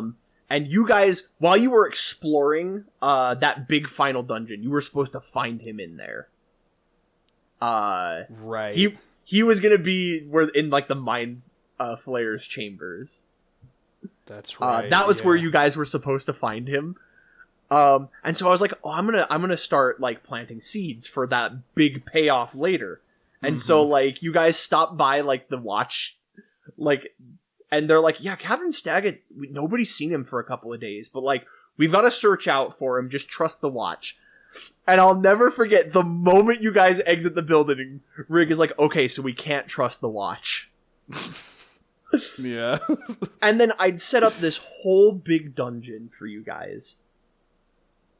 Mm-hmm. And you guys concocted this, like, crazy plan that, like, would work in finding him. You had, like, a magic item that could locate him.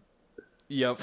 And in that moment, I was like, okay, I'm going to present you with a decision. Like, this is the main story. And this thing that you're using is going in the opposite direction. And it was going to be too late for you guys if you'd botched this. because I was like, I need to steer you guys back on track, and you guys are like, we're going after Staggate, we care about him. Yeah.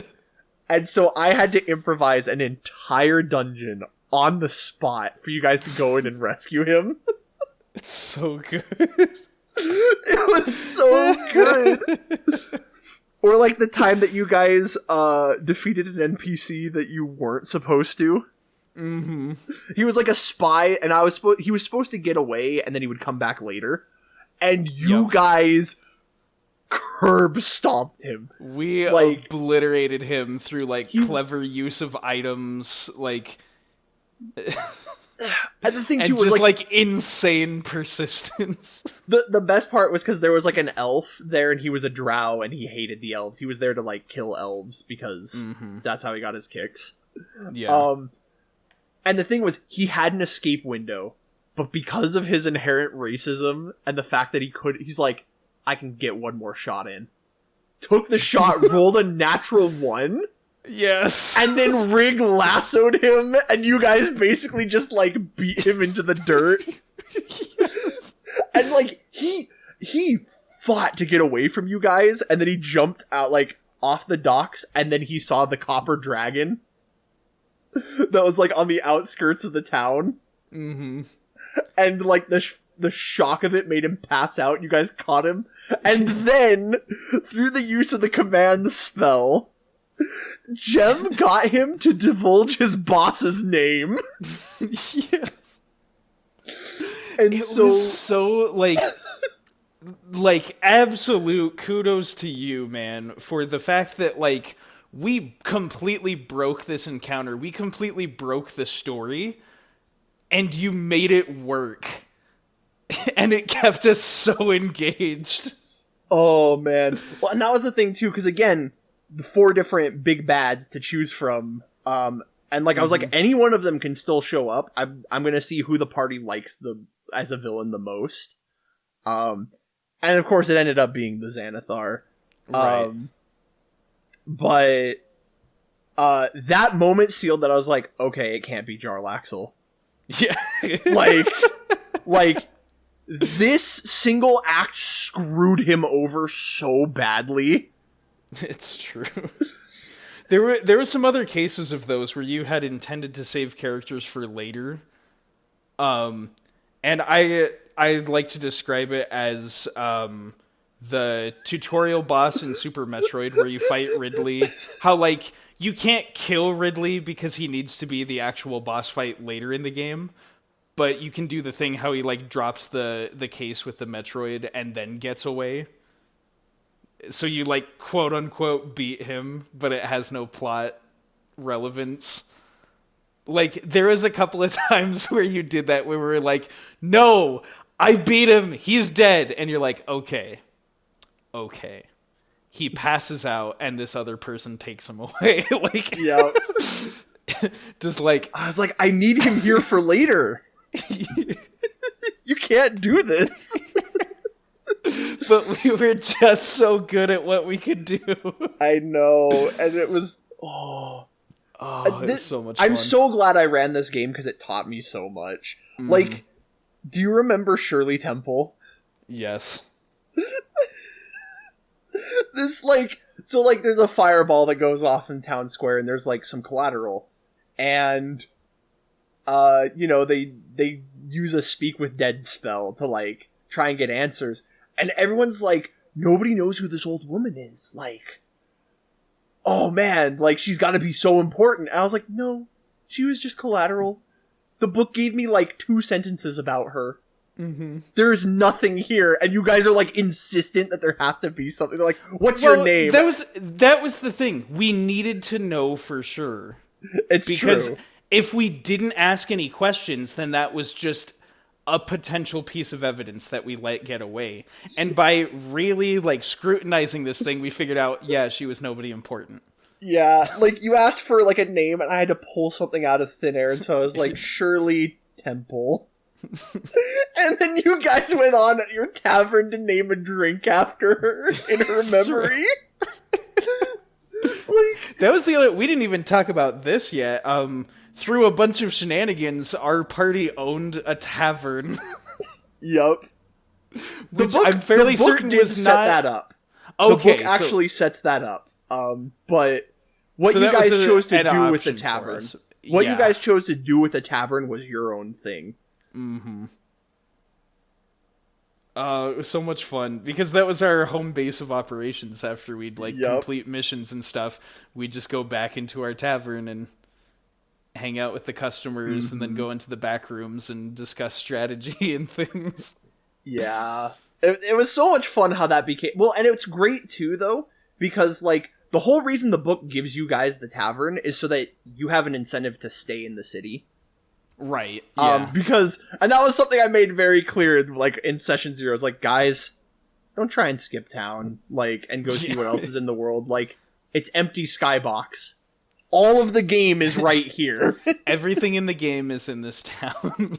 So, please don't. I'm a new DM. Please don't make me make up an entire world. I'm not at that point yet. Mm-hmm. And it was fine. There was plenty to keep us busy in the town. Oh yeah, lots of fun NPCs. Speaking of, I guess we could shift to that. Do you have any favorite NPCs? Okay, so as we had brought up earlier, absolutely Captain Staggett. Yes. He's one of the first ones to come to mind for me because not just the funny arm chop thing, we memed on this character, and then it turned out he was an absolute bro, and because we went and rescued him, he wound up being so useful to the party and such a good ally for us. Oh yeah, you guys saved him, and then he had your back through anything. He's you are upstanding, heroic civilians. I will absolutely be willing to help you guys in whatever you've got going on. Right, and it was the fact that because of him, we were able to accomplish what we were referring to as the wire transfer. That's right! Which was so we had a community bag of holding, where you put stuff in one bag and you can access it from any of the other bags. That's right. So we left a bag with him, because we were supposed to get the treasure back from the Xanathar guild. We were supposed to recover the stolen treasure, and so we were trying to think about how do we get the treasure out of the building. And the plan we had devised was to just gradually stuff the cash into the bag of holding and have him on the end with another bag take it out. It was so good. And it's the fact that we were calling it the wire transfer was just what made it that was the cherry on top. Oh, but man. yes, easily the first one that comes to mind for me is Staggett. He was the bro of all bros in that campaign. Some other ones that I really enjoyed. Of course, I enjoyed Vadra with Force Grey. Yeah, that was really fun too, because there were different factions you could join, and when you gave me your backstory and I flipped open to that, I was Force Grey is right up your alley, dude. This is so easy. And it just perfectly complemented Farfel's character arc of wanting to become a hero, and it's this is where heroes go. This is where they hang out. So Vadra was super cool. As well as who's the other one? Good old Raishal. Yes. Raishal, the page turner. He was a copper. Was he copper? Yeah, he was copper, I thought. He was a dragonborn that had the he talked like this, he owned the library. And people and wizards could copy spells from him, and everyone liked him because he talked like this. Listen, it does not matter how important your NPC is. If you make them a lovable cinnamon roll, yeah, your party will obsess over this character, and he was adorable. Yeah, well, he's a nice guy. The book gave me nothing to work with. They're yeah, he's a dragonborn who owns the bookshop. And that's it. And so I was I gotta make a whole character on it. What do I there's no direction. What do I do? Like Fala, I think like in the book, like it was like oh yeah, uses they them pronouns and is particular about it. And I'm like, that's nothing. That's not a character. That's like there's no character there. And so that is preference of pronouns. There is no character there. Yeah. And so I was like, okay, I'm scrapping all of that. Like, just out of frustration for it. Mm-hmm. Because, like, not that, like, pronouns, people obsessing over them isn't important. Right. Like, it's an important thing. But it's just a matter of, like, it's not a character. And so you had to actually make a character for them. Yeah. So I did refer to her as she, her. Your version of Fala was a she. My version. Which, that was one of my favorite things, was making characters. But I was like, okay, I need like an actual character, and so I summoned my inner Bratty and Caddy from Undertale.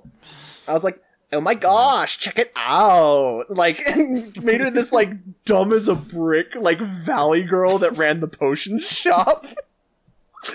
And it was so everyone hated her, but like loved her. Like they loved to hate her. It was a love to hate kind of character. And like, I think at one point Jem tried to hit on her, and she's like, "Oh my gosh, like you're so sweet, but I have a boyfriend." The thing that was funny too, again, like there's the built-in with Farfel's backstory, the prejudice against elves. Yup. Was an aspect of his character, and this was an elf. So right off the bat, Farfel hated this chick. But she ran the potion shop. And so it was important for us to visit. And that was the thing. It was like, we'd be like, okay, we'll deal with Fala to get the potions, like whatever. And then there was like the festival event thing, and there was like the candies. Yup. And that was something I had to make up to. As an aside, you had a thing where like Fala was able to sell me some candies. And so, of course, Farfel having access to candy, that was an instant 180. Like, oh, she's cool.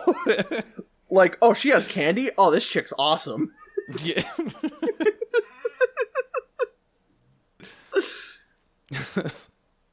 Oh my gosh, yeah. There was, you guys needed, like, employees, and again, the book gave me nothing. Mm-hmm. And so I had to make up my own employees. My favorite one was Pop. That's right, Pop. So her name is Pop, but it's pronounced... I'm going to assume you made a sound in Discord. Oh no, hang on. Okay, I kind of heard. I'm sure the capture picked it up. Okay, good. I was really worried. Could you see it on the waveform? Yeah, I can. Okay.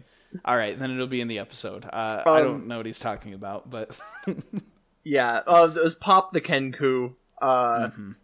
She was like the bard for their tavern. She'd play music. And she was this little Kenku girl. But like my favorite thing about her, so like the vague backstory that I had in my head for her is that before going to work this job, she traveled with a bunch of just like big burly dudes, like, and just some like weird folks, so that like she's this adorable little girl, and then she would like bust out this like deep manly voice because they can only repeat the things that they hear. And so she'd just parrot, like, the things that she'd hear. And then, of course, like, Jem is like, okay, so I teach her all the swear words. And, like, what's the one that he taught? Is like, strong ale, strong mind. Yeah. Strong ale, strong mind. And so, like, she'd go around and just start, strong ale, strong mind. Yeah. Oh, that one was so fun. dumb. I loved her. Mm-hmm. Freaking Zoblob. You should not have gotten away with that. That character. That was the most fun. I was like, I need a shop owner.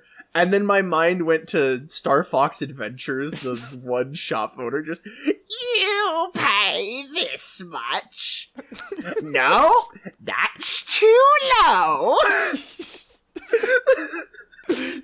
Just wholesale ripped the shopkeeper out of Star Fox Adventures and put it in here. Yeah, well, especially because, so, like, the way the book set him up was that they're like, oh yeah, like, he's obsessed with the color purple, and he has a bunch of, like, you just roll on the trinket table, and the players could find, like, stuff there, and I was like, okay, that's pretty fun. However, none of these are substantial to, like, anything. So, like, what if instead I had his shop filled with, like, joke magic items?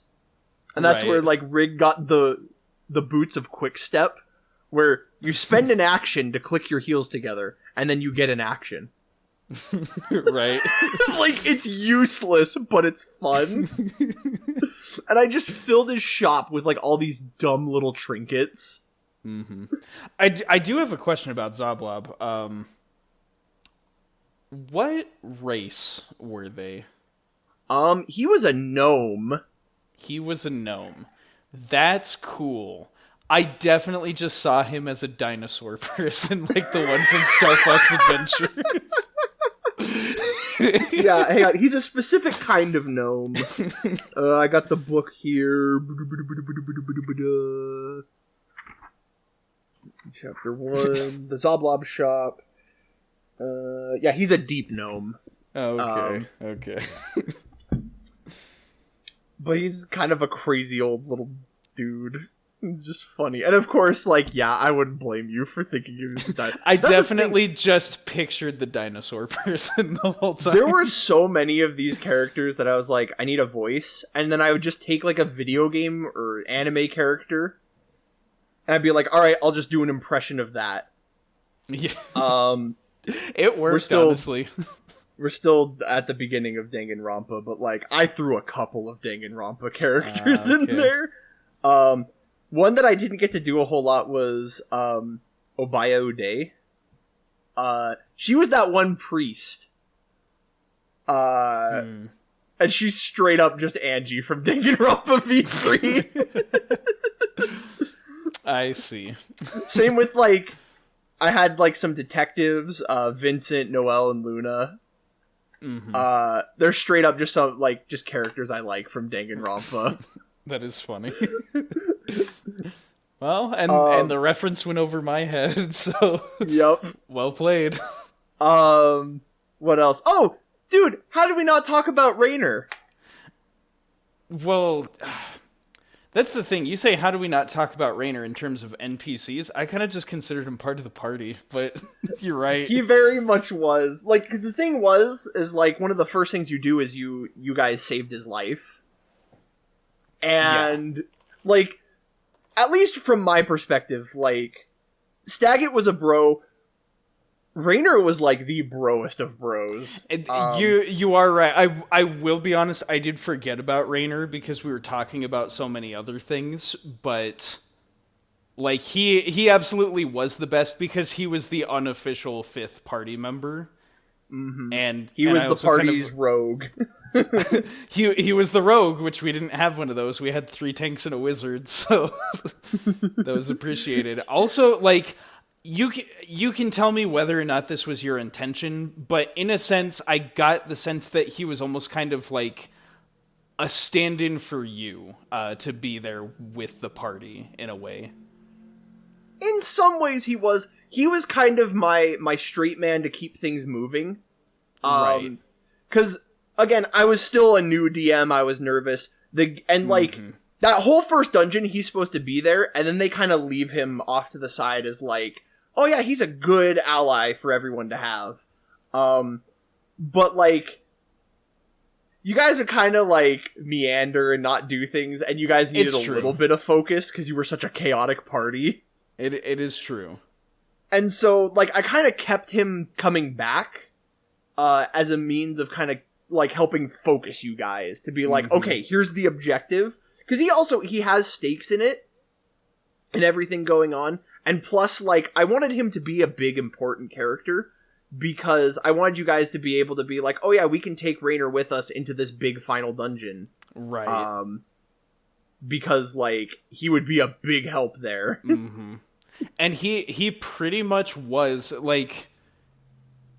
he pretty much was just another party member for us. Like, he definitely like filled the role of like the straight man to all of our chaotic nonsense of our characters and stuff. But like, he was just like a dependable, smart dude. Yeah.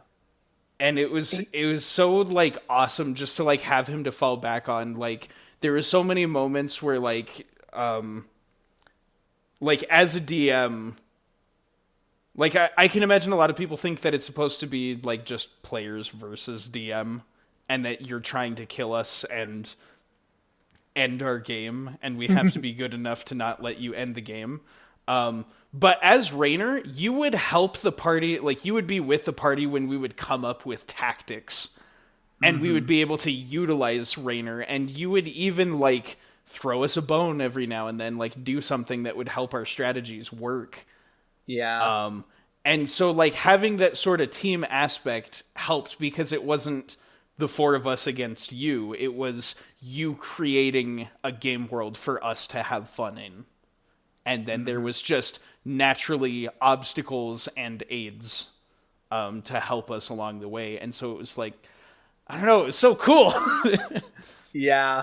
I also kind of had like an ulterior motive with him of like, because there were so many instances too, I don't know if you noticed this, where like the party would have to split up and go do all these different errands. And so he's like, hey, here's another reliable dude that can just go run and like, hey, let me go talk to my people and I can pull some strings. Because he also has a lot of power and influence. Right. It was the fact that he was such an important person in the city absolutely helped us, because he would have so many connections. Whereas like the typical D&D thing to do is like, oh, let's break into this wealthy aristocrat's house. Which we did do that, but oh, that's right, the Castellanters. We don't need to get into all that because we're at the No, 2 yeah. hour mark. But that was where one of you the would most normally tense do moments. something impulsive and stupid just to get a chance to talk to somebody in a high position. He would just be like, "Oh yeah, I know them, like because of my dad or whatever," and like he had all these connections, and so it's like, oh, this is sweet. We can like safely progress the plot forward and have a cool friend along the way. Like, No, and like I wanted that to be the thing that like when you guys saved him as a character, he took that to heart as like you guys had no reason to save me. And like the thing was, for as much pull and influence as he had, and I don't know how much of this came through in the game, like his dad was kind of an awful person. yeah. And so by proxy, he got a lot of the crap for that. Yeah. And so, like, here were some genuinely, like, wonderful people who reached out and helped him. And not only helped him, but helped him rescue... Who was it? It was his friend Floon. Yeah. And so, like, you know, like, he's like, you guys are pretty awesome. I'm gonna keep an eye on you and help you out. And then, just through, like, all the shenanigans you guys would be in, that, like, he kind of just became part of the group. It is true. And it almost kind of, you know what? Like, I keep comparing, like, my character specifically to a Muppet because of the Kermit stuff. But, like, honestly, like, Raynor provided this almost sort of, like, Sesame Street sense of balance where, like, we have these nonsensical, unhinged, ridiculous characters, and then just a normal dude standing next to them, talking to them like they're normal people. Like... He provided such a good, healthy balance for the team. He was a great anchor for the party. He created so many great, like, character interactions and so many, like, cool moments of, like, hey, Raynor, can you do this for me? He's like, I got you, fam. Like, he'd just get up to shenanigans with you guys. Like, that's my favorite part, though, is that he wasn't a stick in the mud. He, like, you guys would get into shenanigans and he'd be like, alright, that sounds fun. Yeah. Like, he wasn't there to, like, stop the fun. He just brought, like, the straight man balance to the comedy that made it fun. He was such a fun character to play, too. And, like, I don't know if you noticed this, because, like, he kind of got a lot of crap, like, near the end of the campaign, because he was breaking a lot of his rules for, like, the group that he was working with. Yeah. And so he got a lot of crap for that, but he's like, dude, I care about these guys too much. I'm not gonna. It's you guys are my coworkers. This is my found family. Like Exactly. I will say, so we're coming up on, we're already past 2 hours, but I know. do you have other questions for you? Because we could just sit here and tell stories. Yeah, like there's about the one whole other campaign. story I wanted to share, and then I have one last question. But All right. do you remember? It was one of the last sessions that we did. The plan was basically you're in the Xanathar's lair. Yes. And you guys basically have devised the plan of like, all right, we're gonna steal the gold, we're gonna get all the prisoners out, and we're gonna detonate his lair and have it come crumbling down on top of him. And I kid you not, the most tense moment of the entire campaign is when Jem is like, all right, I'm gonna turn invisible, and I'm gonna sneak the explosive into the room that the Xanathar is in. And I can't tell you how scared I was in that moment. That was, trust me, we could all feel it. It was in the air. It was so tense. Because, somebody cast Pass Without a Trace, so it's like, okay, a +10. I'm invisible, so I get advantage, and I gotta roll stealth. And, what did he roll? It was a 23 or a 24. It was high, and I just told you guys, his passive perception is 22. And I was like, you managed to slip in, set the explosive there, hide it, now roll me a stealth check on, or it was a survival or a stealth of, alright, how you're gonna hide the explosive. That he won't notice it, rolled insanely well again, and then slipped out. And I was like, that might have been the most important role of the whole campaign. It absolutely was. I was gonna say, you know what that part reminded me of was at the last room in Luigi's mansion, how King Boo is there, with his back to you, looking at the painting. Yup. And how you can loot the other stuff around, but it's he's right there.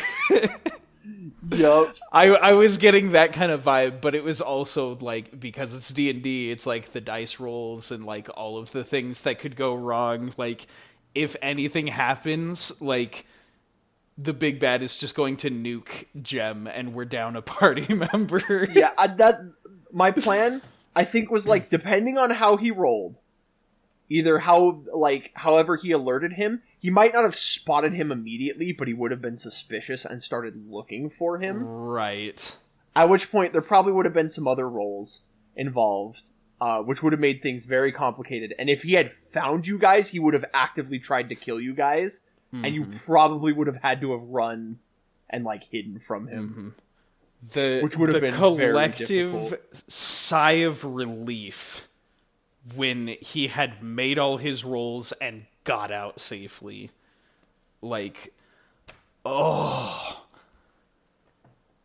That was one of the tensest experiences. Yeah. The Mind Flare was also tense, but you guys had basically freed all the prisoners and raised an army. Yes. Which was amazing. Oh, that was great. There was I remember we had messed up some of the rules, and so we had to kind of stop the fight and go back to an earlier point and be okay, so because this dramatically would change the outcome of the fight, we have to correct the rules and everything. And then the fight against the Mind Flayer wound up going better. Yup. When we corrected the mistakes we made. It ended with I got to what was it? Because Farfel bounced off Rig's shield and then took off the head of the Mind Flayer for the finishing blow.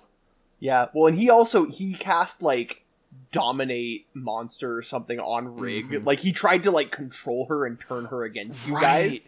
And then she rolled a natural 20 on her save. And it was so great though, because narratively she'd been having doubts of should I just run from the group or whatever? Do I belong here? and then in that moment, like, had that breakthrough. That was one of the coolest moments. Mm-hmm. Oh, man. But yeah, I loved running this, and I'm so glad that you had fun with it. My final question is just, like, do you think you'd ever want to be a dungeon master? I do want to try it at one point. Because I will admit, like, during those rare moments where, like, we'd encounter something that I didn't like about your approach to being a DM, I definitely would get my head full of that. Like, I've used game design equipment. I've made my own games, like, and I don't have to program anything to make a D&D thing. Like, I could do it better when, like, I don't know if that's actually the case, but, like, that's how I'd be feeling in the moment. Like, but, like, I would love to try. I think my problem is that, like, I'm not the craziest about the fantasy genre. Like, pretty much any fantasy story needs something very not typical of the fantasy setting to hook me. Like, some that come to mind, stuff like Legend of Zelda, where it's very, like, cartoony, while at the same time being, like, a fantasy setting thing, or, you know, like, fantasy stuff that's like, oh, but it also has, like, robots or whatever. If it's just, like, a straight, like, Tolkien, like, Lord of the Rings or Hobbit kind of, like, oh, there's elves and dwarves and, you know, like, wizards and knights and whatever, it's, like, I don't know, that kind of bores me. So, like, I feel like I could not be a DM and be satisfied with myself unless I, like, homebrewed the heck out of it. But I also realized that would take a ton of, like, planning, and, like, I already see how much, like, time and care you put into this, which was, like, a pre-made campaign that you put your own spin on. And so having to completely do it from scratch is really daunting. But I know I just wouldn't be satisfied as a DM unless I, like, really got my hands in there and was, like, making my own things. Yeah, I will say it's a lot easier than you think, because, and that's one of the biggest things I took away from this is that it's so easy to make it your own, by just reflavoring it. As long as it works the same mechanically, you just change the tone. Like, because one of the earliest things in my introduction when I started, like, going crazy for D&D, I saw somebody they called it Curse of Strahd in space. Right. And they're like, mechanically, it's just Curse of Strahd. But the look and the feel and the vibe of it all is it's like a space faring adventure. And that was when I realized, like, I can take something and change it and make it look or play or act however I want. To the point of, like, one of those one-shots that I did, if you remember, I had the magical girl, like, the brainwashed princess turned into a super fighting robot magical girl. Yeah. And then there were, like, 5 Power Rangers there. That was quite literally just a shield guardian and 5 skeletons. Yep. And all I did was I changed what they looked like. Their arrows were now blasters. Their swords were, like, beam sabers. Yeah. And, like, the shield guardian wore a dress. Like, that was it. That was all I had to change. And was made of metal. Like, it was so easy to change. And so that's probably my favorite thing about D&D is that it's so fulfilling because you can make whatever you want. It does take some work and some research a little bit. But, like, it's so accessible and easy to do, and that's probably my favorite thing about it. I know I've been sitting here, because I still want to eventually run that Zelda campaign. And I have ideas that I've been sitting on that I'm like, this would be so much fun in a D&D setting. Mm-hmm. I'm gonna just hold on to it. So like, and one day we'll get to that. Yeah, obviously, because we said that like right now I think my wife is gearing up to run Strixhaven for us, which is gonna be fun. I'm excited to sit back in the player chair and take a break from being the DM. Be a little less stressed. Yeah, think a little less, but like honestly, it's weird. I don't know if I'll be quite as satisfied running a player character as I will being the DM and getting to like make everything. Getting to be so many characters. Because that's the other thing is you're not married to like one character. You're all of them. Yeah. And like, you saw me just go off on like all of these, like even like these little characters that, we didn't get to focus on.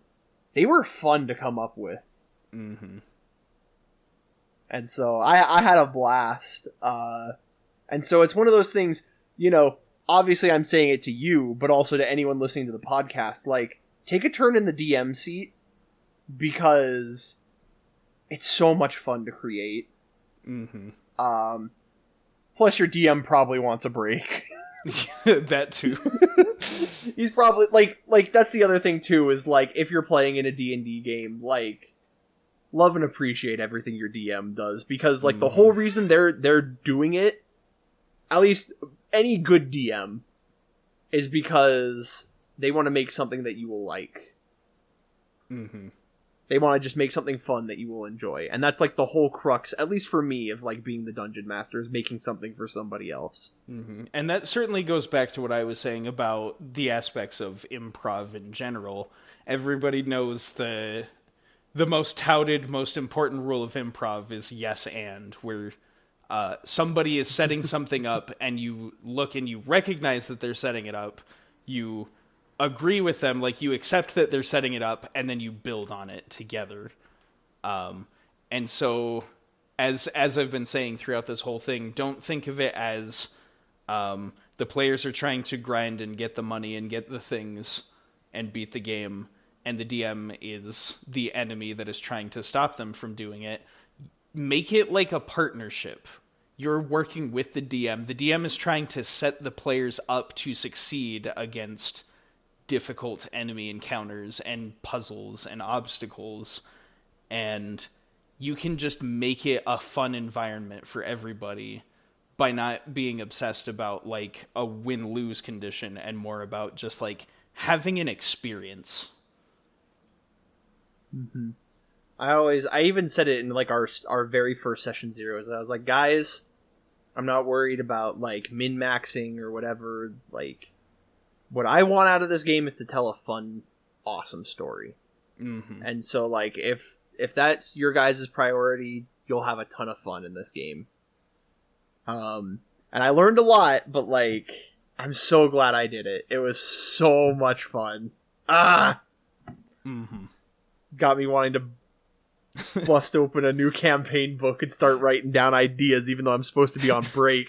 Don't do it. You're building a house right now. You do not have time. I actually do not. Yeah, but this was a good, fun conversation. I'm really glad that we got to have this experience because, again, D&D was such a hard sell for me because I didn't understand what it was. But then once it finally clicked for me, like, I love this game, and I love playing it, and I love that we got to share this experience together. Amen, brother. So I didn't actually write an ending joke. Yeah, you had one job. I thought you were the DM. You were supposed to prepare! I know, I had to, I'll improv an ending. Oh yeah, whatever happened with that troll? Oh, crap.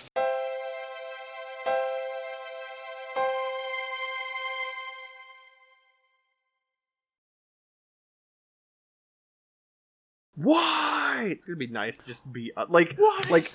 Hanging out with Sakura was so much fun, but it will be nice to just have us. This is going in the bloopers. She's gonna find out that you're talking smack on her. You don't want to hang out with her because you think she's terrible. Sakura, you're amazing, and Joseph, you better not doctor anything I'm saying.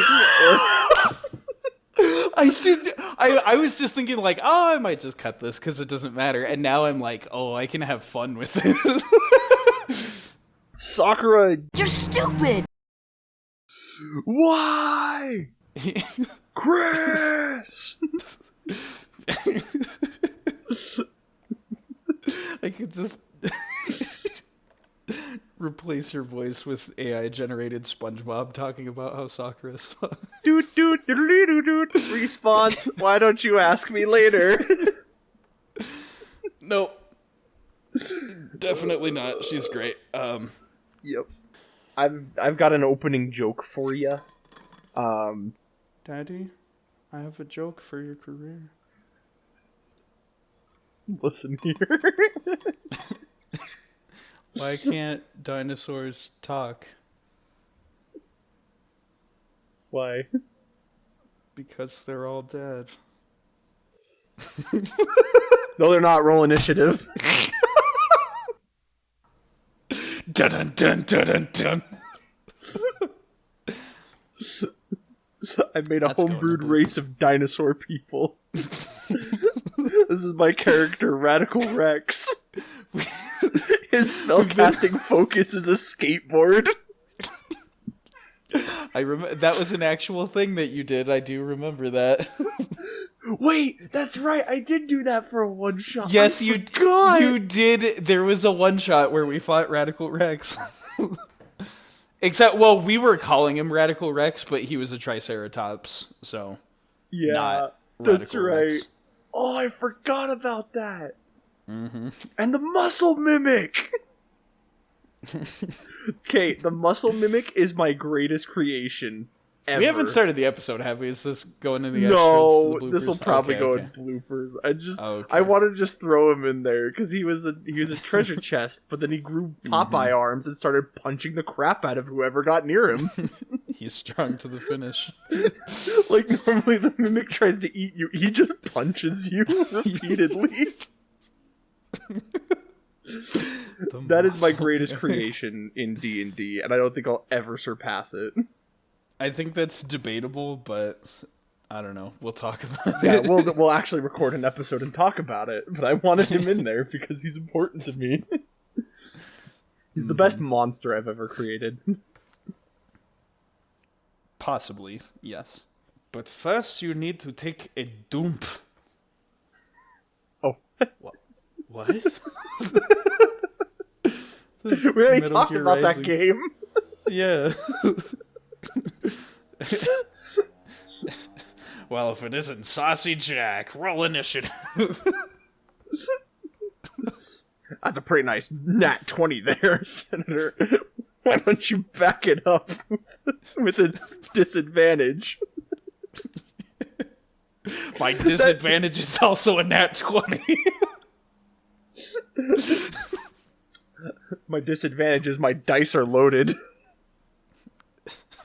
Standing here, I realize I've rolled a 1 and the party will die. You can tell that I'm tired going into this. No, I can't. Maybe it's just me. Maybe it's just you being tired, and that's why you think you're tired. Maybe baby, Think about you're it. the one for me. Maybe, baby. Maybe, baby, I rolled a 2. Man, this stealth check really blows. Why am I stealthing in plate armor? The crowd starts cheering. That actually was just my stealth experience for most of the campaign. I know. Last time on Dragon Ball Z. Last time on Tradin Faves, we finally stopped talking about Sonic. Only to talk about D&D Sonic. D&D Sonic. Okay, I found a homebrewed warlock subclass that uses the Wispun. Yeah. It kind of rules, and I'm like, just gonna hold on to that for if I ever need it. Can you use Boots of Haste with it? And probably it's a magic item. Excellent.